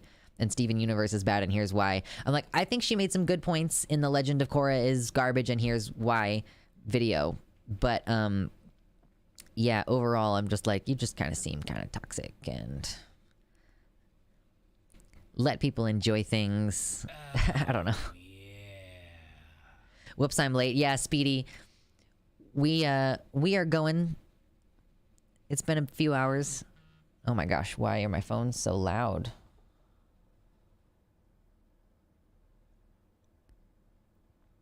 So as far as I know, we should be streaming tomorrow, by the way. This week is going to be abnormal. We're streaming tomorrow. Unless something changes, this is when we're supposed to finally do this panel stream that I've been teasing for like several weeks now. We keep kind of trying to figure shit out and kicking the can down the road a little bit. But we should be streaming tomorrow. Not streaming on Tuesday, most likely. Maybe, but probably not. And then we'll be streaming on Thursday. And then starting next weekend, we're not going to be doing on Sundays. I just don't watch the thing as garbage and here's why content. I want to like things, even trash things. Listen, I completely agree. I'm like, if I enjoy something, I don't want to be convinced to dislike it. But if I dislike something, I might go search for content helping me understand why I didn't like it. Because I do find that sort of helpful. I'm like, this fucking thing like sucked and I hated it and I don't know why. And I will then come to understand why I disliked it by learning more specific things about writing and editing and all this different stuff. She straight up says Catra Dora fetishizes abuse and that Catra is a badly written character because depicting abuse victims as villains is bad or something. And it's like, okay, but Catra is a deeply sympathetic character. This is character writing 101. How do you not get this? That's, yeah, if you don't understand, you cannot make salient criticisms if you don't understand the art form, which is part of why I think it's so critical to engage with narrative before engaging in it or being critical or whatever. Gonna work until 9 p.m. tomorrow. Probably miss Thursday. No worries, Mersh. Sometimes it's gonna happen where we miss each other for a few weeks, or like a couple streams, or maybe even a few weeks, and then people will come back. Like, I know I'm not gonna be on the schedule for everybody all the time. I'm not even gonna be what you all are in the mood for every time I stream. You know, sometimes I'm gonna stream and you're gonna be like, wow, I'm fucking tired of listening to Lux right now. It's gonna happen like that sometimes. It doesn't help that Lily Orchard only watches cartoons and only enjoys 2 of them, namely MLP and Owl House, and Avatar, I guess. Oh no. I think that children's media can be very valuable. But yeah, it's not necessarily going to be complex in its themes. That's like one of the reasons why I will say that there are things about Korra that I like more than Avatar: The Last Airbender, because Avatar: The Last Airbender is just, you know, it's a very simple story. It's like fascism is bad, and it can go into interesting detail about the ways in which fascism is bad, but it's like just thematically very simple. Good people good, bad people bad, right? If your only exposure to writing is My Little Pony, you aren't going to be a great media critic, IMO. Fair enough. I'm glad you don't ever get tired of hearing me talk, Mersh. I like myself enough to listen to my own content sometimes. So, you know, at least I can imagine what it's like to enjoy my content, because I too enjoy my content sometimes. I do like a lot of things about some parts of Korra, like the whole thing about her recovering from her trauma. Thank you, Baphomet. I'm pretty sure that you've said that I'm your favorite streamer, and I appreciate it. Like, I'm like, damn, I didn't know that I would be someone's favorite streamer. Like, I had no idea that was gonna happen.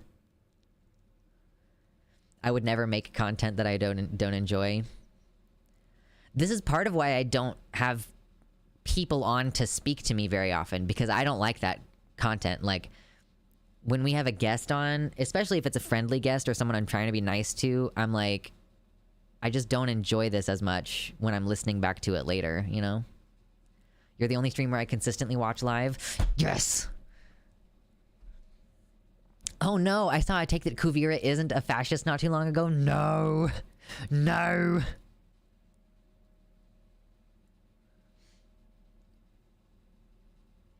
It is such a battle to keep fascism from taking over the United States. And, like, listen though, Mersh, like you say, in spite of World War II, and it's like the eugenics people got their ideas from us. Gonna miss these Sunday streams a lot while you can't do them. I'll have to figure something out. I might do like maybe like a Friday during the day stream or something like that to try to make it to where at least sometimes there's gonna be, or maybe like a late afternoon. Maybe we'll start at like the late afternoon, and that'll be kind of like a middle ground. I like to see people's criticisms to see where my blind spots are on points I actually agree on. That can be fair. Kuvira is a fascist, but I still want her to step on me. I don't like her at all. I don't like her at all. Preferably not in a giant mech suit, though. Yeah, no, that would not be a good kind of step on me. That's very much, like, not what I'm going for in terms of step on me. Goodness gracious. Okay. I'm done. I appreciate you all hanging out. I am going to see you all tomorrow. Probably right around the normal time, like 5 or 6 p.m. So look forward to that. Unless there's an update, I'll ping you all in the Discord server. So see you tomorrow, most likely. And take care of yourselves. I'm having a bad time, and I want you to have a better time. Okay, bye.